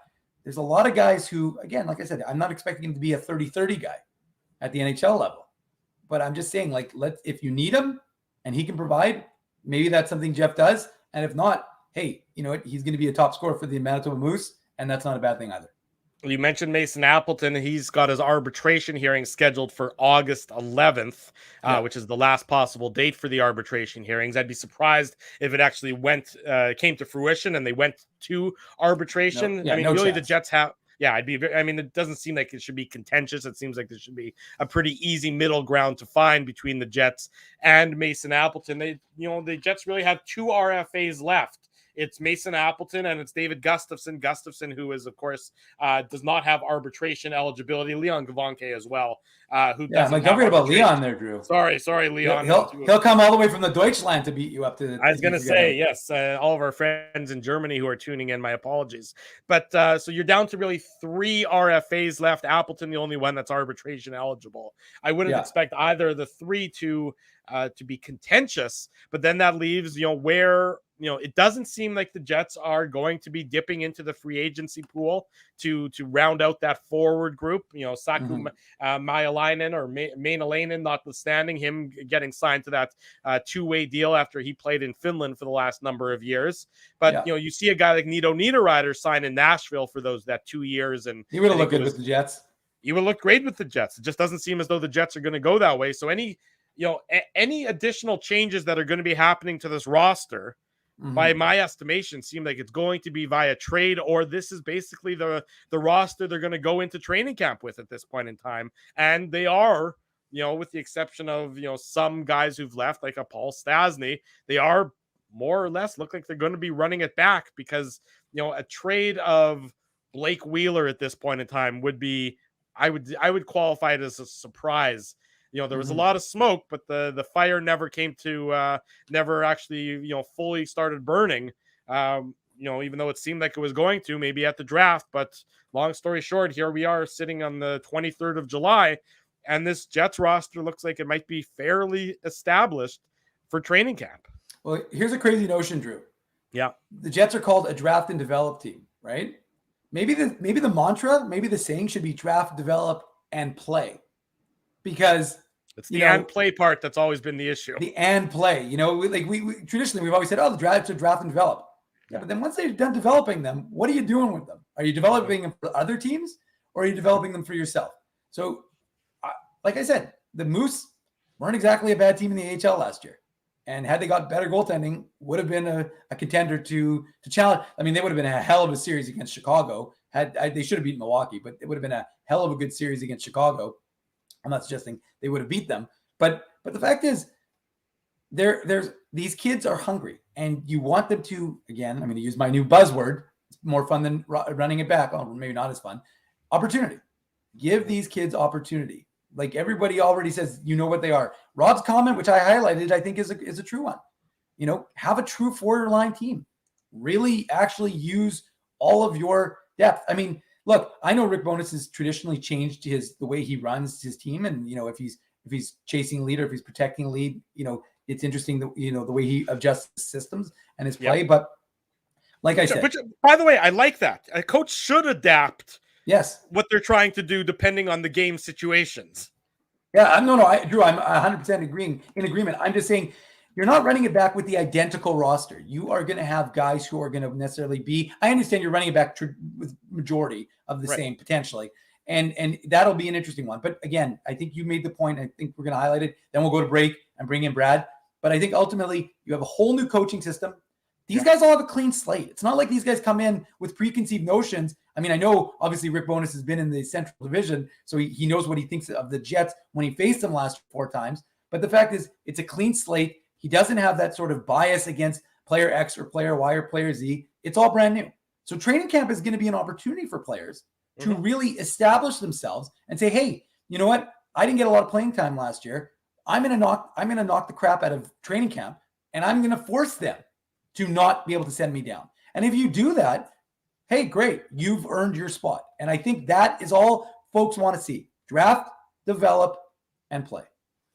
When we come back, new Winnipeg Jets assistant coach Brad Lauer joins us for a conversation. Don't go anywhere. Tell your friends, tell your family. Brad Lauer coming up next on the Illegal Curve Hockey Show. We're live on YouTube and all of our social media platforms. Keeping Winnipeg laughing for over 30 years. Rumors, Canada's longest running comedy club, bringing you the biggest laughs from the best comedians on the planet. Jerry Seinfeld, Chris Rock, Jon Stewart, Dennis Miller, Brad Garrett, the greats, and all the up-and-comers too. When was the last time you laughed out loud? Make it a great night out with friends or book your office or birthday party. Even a fundraising event at Rumors. Get all the details and dates on upcoming shows at rumorscomedyclub.com. Hi, Ez. A strange question for you. But why are you lying on the ground being crushed by a piano? Well, Drew, I definitely tried to carry this baby grand piano down the stairs by myself, and somehow I failed miserably. Right. Yeah, I'm sorry. That was a silly question on my part. My apologies. Would you like me to call Rolly's Transfer Moving and Storage to help you move the piano? They are the most experienced piano moving company in Winnipeg, after all.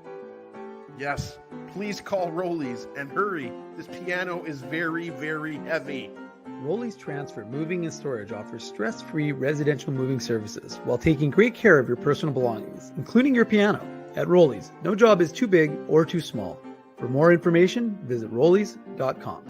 Hi, it's Drew from Illegal Curve here. Selling your home can be stressful, but it wasn't for me. Thanks to my friends at Zappia Group Realty, they made the process so easy. My home sold within 48 hours and with multiple offers. Zappia Group Realty took care of everything with their exquisite customer service and attention to detail. If you want to sell your home for more in less time, get started by talking to Frank and Mauro Zappia of Zappia Group Realty. Online at zappiagroup.com.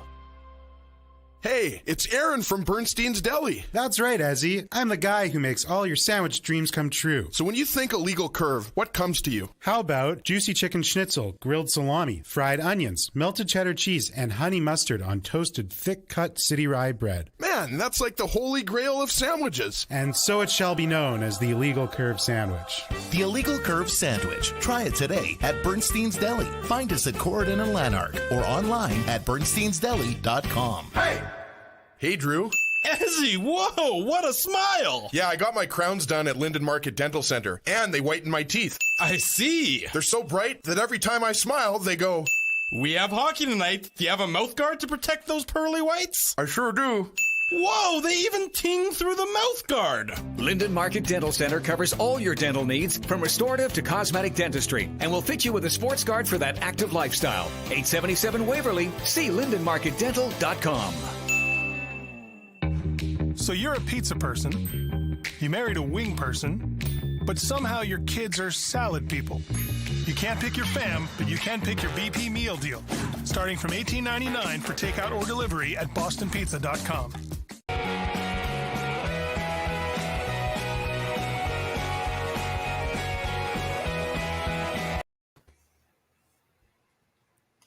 Bottom of hour number 2. Welcome back to the Illegal Curve Hockey Show. Alongside Dave Minuk, I'm your host, Drew Mindell, and we're pleased to welcome to the program the new assistant coach of the Winnipeg Jets, or I suppose a new assistant coach of the Winnipeg Jets. After we spoke with Marty Johnston earlier on the program, Brad Lauer joins us on the show. Brad, good morning. Thanks so much for joining us, and congratulations on your appointment here in Winnipeg. Thanks, guys. Am I muted? Yeah, thank you. Yeah, we can hear you. You're all good. Okay. I appreciate that. Good. Yeah. You know, obviously, Brad, you had tremendous success last year with the Edmonton Oil Kings, getting all the way to the Memorial Cup, winning the Western Hockey League. Why was this now the time to go back to the NHL ranks and take this opportunity here in Winnipeg? Yeah, I think, every coach evaluates after every year. I spent just over 9 years as an assistant coach prior to coming here to Edmonton. And, I've never had head coach experience prior to coming back to Edmonton in the juniors. And I think, as a coach, I always evaluate myself every season if I'm doing the right thing, or if it's getting stale for me. And, I just thought, after those 9 years, I just needed something a little bit different for my game. I think I just needed something a little bit more challenging, and and to grow my game as a coach. And I wanted to come back I wanted to be a head coach, so I did that here for 4 years here in Edmonton. Took a team that was in, we took a team from last place to first place the first year, and been very fortunate to have a lot of good players here the last 4 years. And, this season was obviously the icing on the cake when you have an opportunity, when you have a chance and you win a championship in the WHL and then go to the Memorial Cup. I just thought it was the right time now to go check opportunities, see what was out there, and take that step and get back to the National Hockey League. Because again, I truly believe it's the best league in the world, and the best players are there, and I believe I'm a better coach today than I was 4 years ago. I think, Brad, most people in Winnipeg will have forgiven you after your Edmonton teams destroyed Winnipeg in the WHL playoffs, but I think everyone's looking past that. I mean, that was a very anticipated series. How much fun? Yeah. I'll talk about the Jets' opportunity here, but just sticking with the Oil Kings, how much fun was that series? Because I know everybody in Winnipeg was looking forward to that battle between Edmonton and Winnipeg. And, even those of us from or old enough to remember the Smythe division never really liked those battles. But from your perspective, how much fun was coaching in that series against Winnipeg? Oh, it was great. I mean, all year long, we were 1-2, 1-2 all the way through the whole season. Top of the CHL through the whole season. Jeep's done a great job there in Winnipeg with the kids there, working with them and growing his team from last place to where they are now. And they're going to be a heck of a team this season coming up. It's a lot of fun when you can play. You get 1-2 going. I know the first game we had here was back in November, and it was a big hype. It was a big buildup for our season, and it was just all year. Each team is probably watching each other, and obviously it's the two best teams in our league. They meet up in the semifinals, and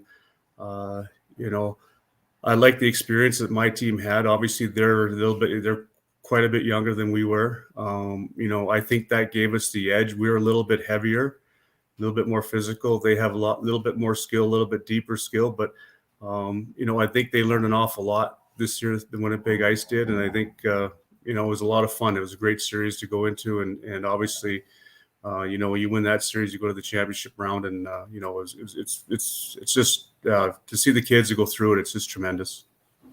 Brad Lauer, our guest on the Illegal Curve Hockey Show. Brad named earlier this week as a Winnipeg Jets assistant coach. Now, Brad, obviously you have familiarity with Rick Bowness. You both were assistant coaches together under John Cooper in Tampa Bay. How much did that factor into your decision? The presence of Rick as the head coach and the ability to work with him again. Yeah, I mean, that was the biggest part of it. I think, one was family for sure. It just fits our lifestyle, fits our family right now where we are in our house. Obviously Bones is a huge part of it.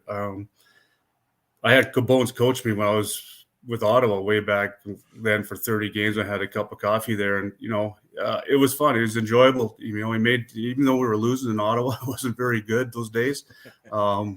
He still tried to make it enjoyable coming to the rink and really try to motivate, and then I met him. We hooked up again here in Tampa a few years ago, and just the excitement he brings to the game when he walks through those doors it's incredible. The passion he has for his players, the competitive drive he has. I was just so impressed, and I got to watch. He ran the defense in Tampa, and I got to watch him every day work with those guys, and I just seen the respect that of Victor Hedman, all those guys, how they just looked up to him, and the value that he gave them. And if you ask those guys in Tampa, prior to the Cup years, who their best coaches, I bet you they're going to say it was Bones, because it was just something to see, and I really respected that, and I got a lot of respect for Rick. I think he's going to do a tremendous job here for us, and that was a big part of it. Brad, you talk about sort of the ease he puts people at when they come into the rink. How important is that? From the outsider's perspective, how does the general public, the media, do we really appreciate just how grinding the season can be, and how important that individual who can sort of make it fun to come to the rink night in, night out can add to a team's dynamic? Yeah, I think it's tough for the average person to understand what the NHL player goes through on a day-to-day basis with game-wise, practices, travel. They're playing no minimum of 12 games a month up to 16 games a month, so you're playing every other day, traveling throughout. And there's a lot of pressure on players to perform. They all want to do their best, and I think Bones. I don't think you need a coach jamming more pressure and making them squeeze their sticks more than they already have the pressure on. So I think one thing Bones brings is just that relaxed, competitive nature to the team, where they want to play for you, and I think that's tremendous. I think that's a big part of coaching nowadays, is players being able to respect what you have as what you want to do, but also give the players that comfortability coming to the rink, and not always on them, but you're coaching, you're working with them. He's just got a different style, and I think that works for today's players. Brad, you said that he was your coach. I think it was 93, 94. And then of course you guys are partnered up in the teens. So Rick Bowness has had no problems in terms of lasting power, but how did you see his coaching style change from when he was your coach in Ottawa to the way he was? Obviously he wasn't the head coach, but in Tampa. Yeah, well, I think the whole game has changed. I think the players' mindset has definitely changed. The players back then, I think there was too much fun, maybe not enough focus on the day-to-day life of being a professional athlete on some play cases. Not saying that was for everybody, but I think the players in today's game are tremendous athletes and tremendously dedicated to the game, very focused, take care of themselves. And as far as coaching, you want to make sure you give these players every opportunity to have success. And I think Rick does a lot of things like that, where guys can come to him. He makes guys comfortable around him. When your team is comfortable, your team enjoys coming to the rink, you know you're going to get the best out of them. Brad Lauer, Winnipeg Jets assistant coach, is our guest. Saturday morning, you're watching the Illegal Curve Hockey Show. Now, Brad, you're obviously making that adjustment from head coach to assistant coach. Yeah. What needs to change from how you approach the day-to-day in the new role versus what you were in Edmonton? Yeah, no, for sure. But I think one thing for me coming back to being a head coach, I think I understand more what head coaches go through. I maybe didn't understand that prior to these last 4 years. Even though I was in junior hockey, there's still a demand and still pressure on head coaches. And, I maybe didn't see that when I was in the NHL last time as an assistant coach of the day-to-day challenges that head coaches go through. And I think I respect that a lot more of what is demand on them. I think also with Rick, I believe one thing with Rick, he includes everybody. He wants everybody to have a say. He wants everyone to have a voice. He wants you to coach. He wants you to teach. He wants to make sure we're all on the same page. And I still think he gives you that freedom for me to still be able to do that. And for me, it's as a coach. Obviously I've been an assistant coach before. Just the support. You have your input. But the decision is your head coach, and you support that decision. And you take that to the players, and then you go to work.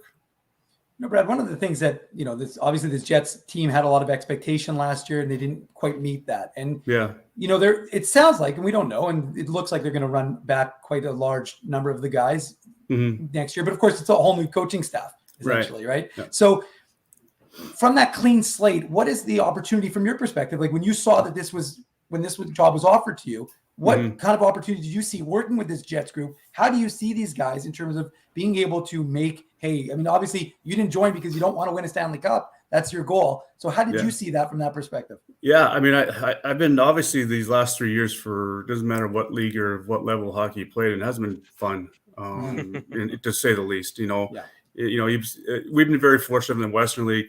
During the lockout, we played 23 games. We were in a little bit of a bubble. Our players were only allowed to travel to their billets and home and then back to the rink. And then we try to make it as comfortable as much as possible. It was still tough on them. It was still demanding on them. I think that happened with a lot of NHL teams. Those are tough. Those are tough couple of years to go through.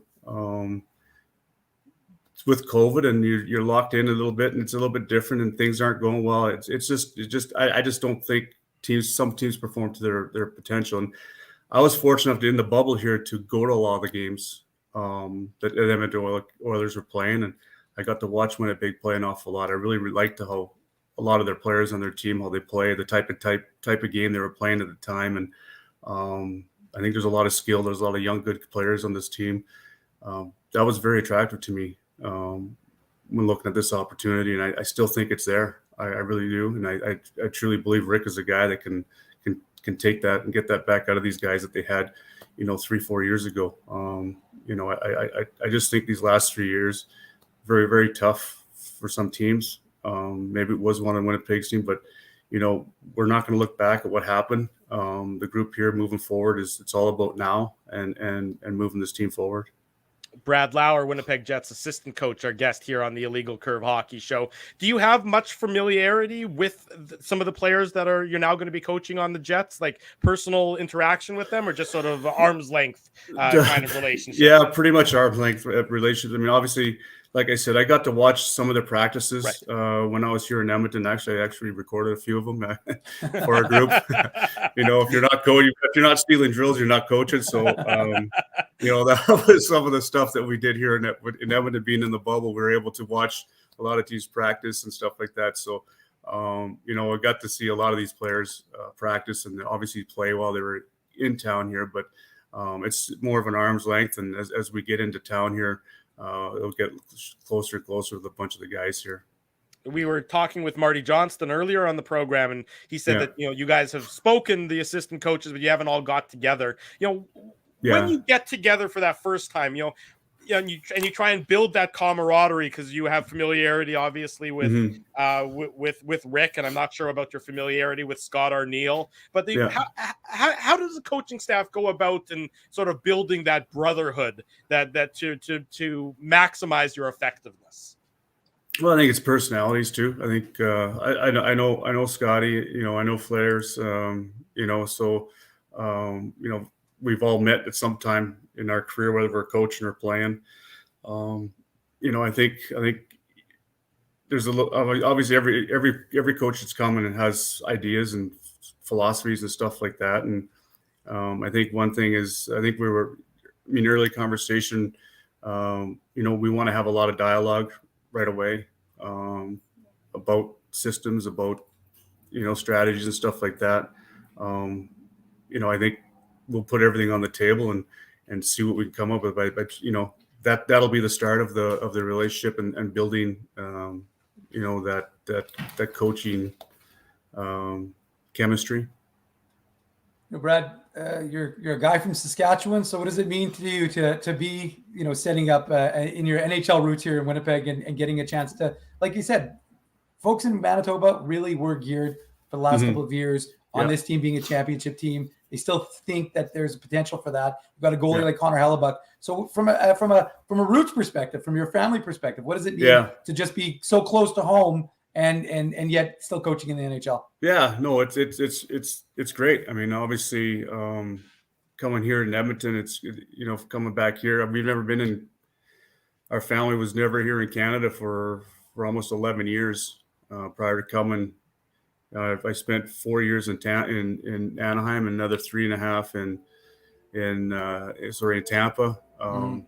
We didn't have any winter clothes when we came back from Florida. Those were our last two cities, and I was like, next thing you know, everyone was out buying Canada Goose stuff and staying warm. But so it was good to come back here, and you got to see your family. It's good. It's we had, unfortunately, my early career in coaching, my kids are a little older now, but we didn't have that drop them off at grandma's house or my cousin's house or my sister's house to babysit. We always had to find a babysitter. So it's kind of neat to come back to your roots and you have that connection with your family that you haven't had for quite some time.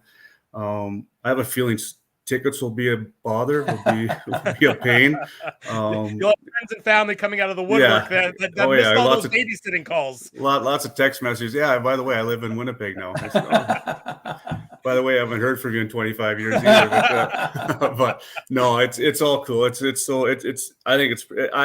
cool just to have friends and family around you, and now reaching out to people you haven't heard from in a long time. You had a relationship back as a childhood.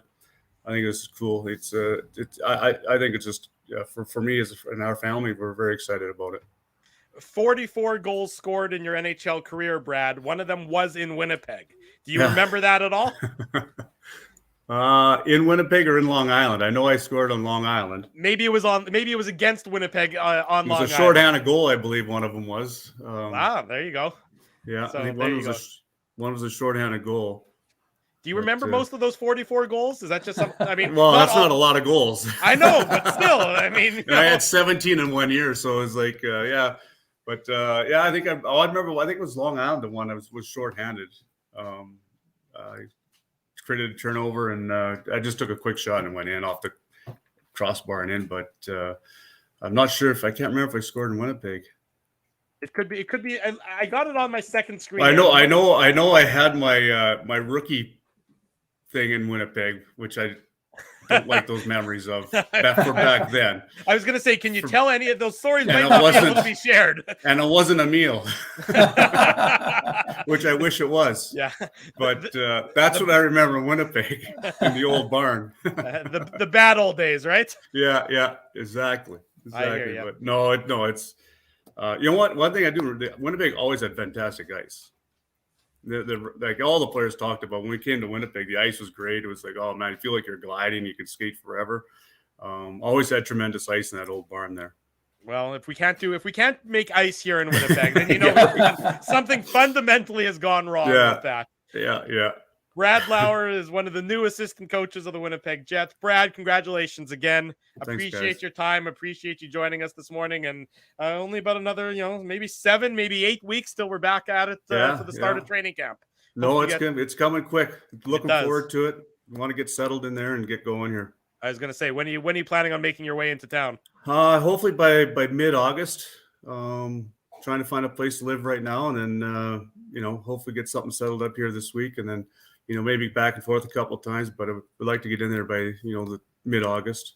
Well, we have a moving company that sponsors our show, and we have a realtor that sponsors our show. Okay, so perfect. If you need any help, just let us know and we'll hook you up.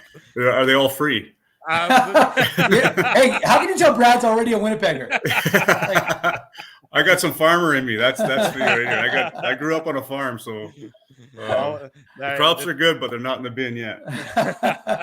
Excellent. Brad, thank you so much. Have a great Saturday. Okay, guys, take care. Take care. There he goes. Brad Lauer, the newest assistant coach of the Winnipeg Jets, joining us here on the program. A great conversation with both Brad. A great conversation earlier with Marty Johnston. Really fun talking to these assistant coaches because, to your point, Dave, we don't often hear from the assistant coaches at the NHL level. You know that they do their thing. You know that they, you see them on ice behind the bench. You see them at practice, but you don't often get to have that sort of interaction with them like we've been able to do today. So big thank you to both of Brad and Marty, and of course Scott Brown with the Winnipeg Jets PR staff for hooking that up with us this morning. Yeah, no, and look, I think folks can be pessimistic, but you can also be optimistic, and you can hope that there is the word I used was a clean slate, or words I should say.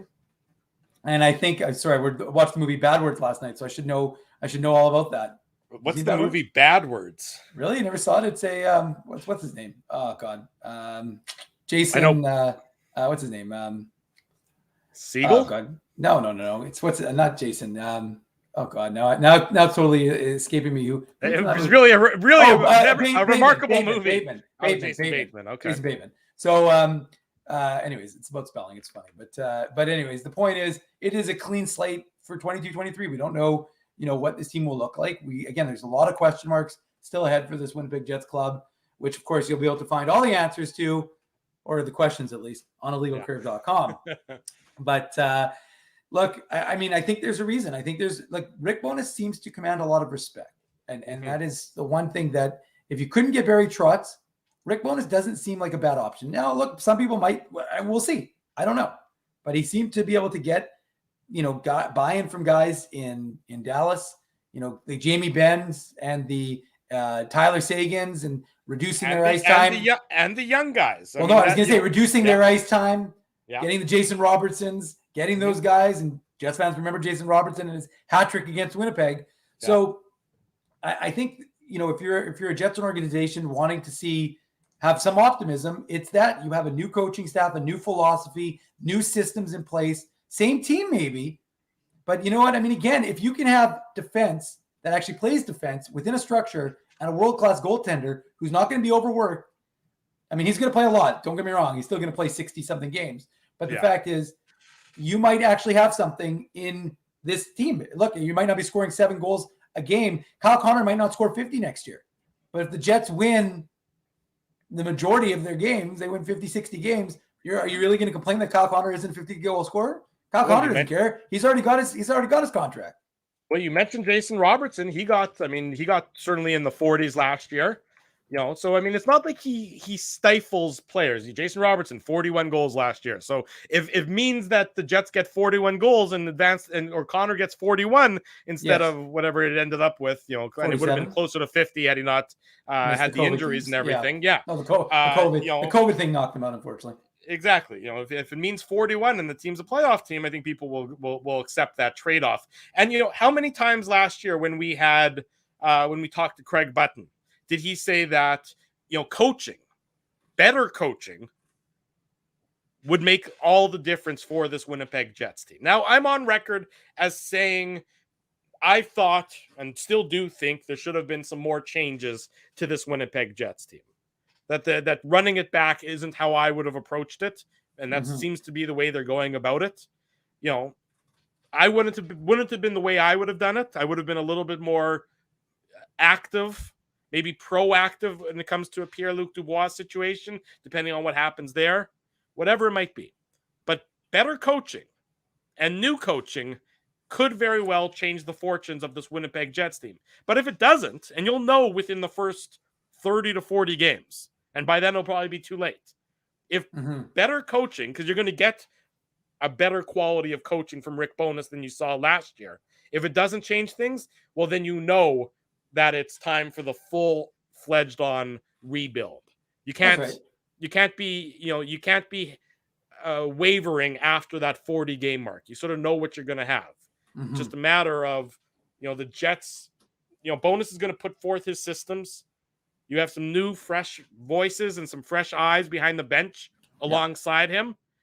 Now it's on the players to react to the coaching that they're getting. And if they react in the same way that they saw last year, well, then you know that it has to be torn down and rebuilt.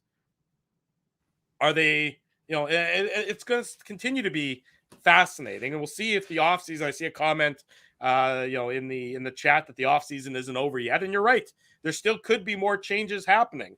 But to me, at this point, it would be a little bit of a surprise because, as we both well know for the most part, Dave, once August hits, the entire NHL basically shuts down for that solid 3 or 4 week period. There's a little, you know, some small moves here, some small moves there, but it's not a really active time of the year for in the NHL world once the calendar clicks into August. No, I mean, you're 100% right. I mean, it's not just me who explores MB. It's the entire everybody's NHL. at their I don't think they're all exploring MB, but they're doing their own thing, and they're. You're right. I mean, it's generally a time to say, okay, I need a break at minimum. So let's put it this way: I'll be up in Crow Duck Lake fishing. I'm not saying what day. You might see me fishing up there. Great pickerel fishing, as folks know, but that's what people do. As far as I know, you just made up the name of a lake that I've never heard of before. No, it's right behind Big Whiteshell and the Whiteshell. It's a back lake, but it's incredible fishing. It's you hit your limit every time. I got the spot there. I figured it out after a couple of years. So it's a good little spot to do some pickerel fishing. The point is that's what you do. You go into relaxation mode. You go into chill mode. You go into, you know, like training camp. Like, you know, Brad just said, and Marty would talk about it. People see you're in the NHL, you're staying in fantastic 5-star hotels, you're flying everywhere. It can still be a grind. And when you're not having fun, it can be even more of a grind. So ultimately, like I said, you know, this is about introducing new elements to this team, whether it's structures, whether it's just a concept of fun. Like, that's why I said, regardless of what impact Nate Schmidt, I mean, again, Nate Schmidt's contract is atrocious. Nobody likes that contract, but Nate Schmidt, the person, what he brings to this group. I mean, we've interviewed him. I've interviewed him. We've interviewed him on the show. I mean, ultimately, that's what this team needs, is to return to the fact that hockey is supposed to be fun. So if you're having a lot more fun with it and you're enjoying yourself, you know what? I mean, I think that's not necessarily a bad thing for this group. And again, I think that's something that we're going to see from a new mindset and a new possibility. So, I mean, I think that's very good for the Jets. And guess what? Guess what other team might have a new mindset? Put on your antlers. It's time for the Minuk Moose Minute on the Illegal Curve Hockey Show. It's literally it's 10:59. What Moose Minute are you doing? Well, I'm going to do the Moose Minute because I've got a minute, Drew, in which to do it. But I'm not going to do it because, of course, the Jets aren't the only team that made some moves this week. The Moose also made some moves. We have signing news. We've got new coaches, of course, because with Marty Johnston moving, you've got some new coaches on the bench for Manitoba. Nolan Baumgartner, of course, one of the all-time best well-known, games leader behind Jimmy Roy, but he's the games leader for the AHL Moose, not necessarily the IHL, AHL iterations of the Moose, but Nolan Baumgartner, he was rumored potentially to be on the Jet staff. He ultimately signs to be with the Moose, so he's going to be there. And Alex Matheson, he's going to be the new video coach. Have to give a very special shout out to Richard Bowie, who is the video coach for the Manitoba Moose. Some Moose fans will know him. He was on the bench. Just a phenomenal, phenomenal person. One of the nicest guys you will ever meet in hockey. Probably one of the reasons why I loved going to Moose games, because I would have the opportunity to talk to Richard during the intermissions. But he's returning back east to be closer to family after being with the Manitoba Moose organization. Dealt with a lot in his life, and he's just a phenomenal person. So you got to wish him all the best in whatever he's going to do next. But just wanted to give him a shout out because he's just a great guy. And again, like I said, so Alex Matheson's going to take over him. The Moose have this conduit to Ottawa because all these guys have connections to the University of Ottawa, or they're from Ottawa, and that's where Alex is from. So he comes in, he'll be the new Moose video coach. And Drew, not only that, but the Moose also, if you recall, or you don't recall, they released their 72-game schedule. The full 72-game schedule has been released. The Moose, a lot of games. You've got the new Calgary franchise. For whatever reason, we don't know what their name is going to be because they're just, it's kind of like when the Jets came back and they were just Winnipeg. Well, that's I'm serious. That's what the AHL has just listed them as Calgary. So they may be the Heat. They may not be the Heat. That's not necessarily certain. And then ultimately there was one signing. Isaac Johnson signed a 1-year deal. And then the Moose confirmed Evan Cormier and Thomas Caron. They actually signed 2-year deals last year. For whatever reason, I don't even remember why. They were never announced. So Evan Cormier is a goaltender. He'll be back, of course, he's got 1 more year. I suspect he'll be in the ECHL and called up when needed. And then Thomas Caron, big boy from Quebec, physical player, and he's back for another season with the Moose. So there's your Moose minutes. There you go, Dave M, to wrap up this Saturday edition of the Illegal Curve Hockey Show. Want to say a big thank you to all the sponsors of Illegal Curve who make this show, who make the post-game show. They make the website a possibility. Our friends at Rumors Restaurant and Comedy Club, Linden Market Dental Center, Zappia Group Realty, Betway, Bernstein's Deli, Tough Duck, Boston Pizza, Seagram's, Rolly's Transfer, and Grid Park. Support these fine businesses because of their continued support of Illegal Curve Hockey. If you haven't already done so, smash the like button, subscribe to the YouTube channel, tell your friends, tell your family the best place to be every Saturday morning, and after every Winnipeg Jets game is the Illegal Curve YouTube channel. A big thank you to Marty Johnston, a big thank you to Brad Lauer, both of them assistant coaches for the Winnipeg Jets for this coming season. We appreciate them joining us on this Saturday morning. Dave and I will be back next Saturday. Alex wants to know if we're going to be back on Monday, Drew. Well, we'll see. We'll see what happens on Monday, and then we'll cross that bridge when we come to it. After Pierre-Luc Dubois, of course, speaks to the media, he signed his 1-year deal with the Winnipeg Jets. That will be covered in its entirety on illegalcurve.com, so be sure to check it out there on Monday, and of course, keep the website handy for all your latest Winnipeg Jets, Manitoba Moose, and Winnipeg Ice news. Dave and I will be back next Saturday, the season finale of the Illegal Curve Hockey Show before we take August off. Be sure to join us next Saturday at 9 a.m. For Dave Minuk, whose head is on fire, I'm your host, Drew Mindell. If it's Saturday, it's the Illegal Curve Hockey Show live on YouTube and all of our social media platforms.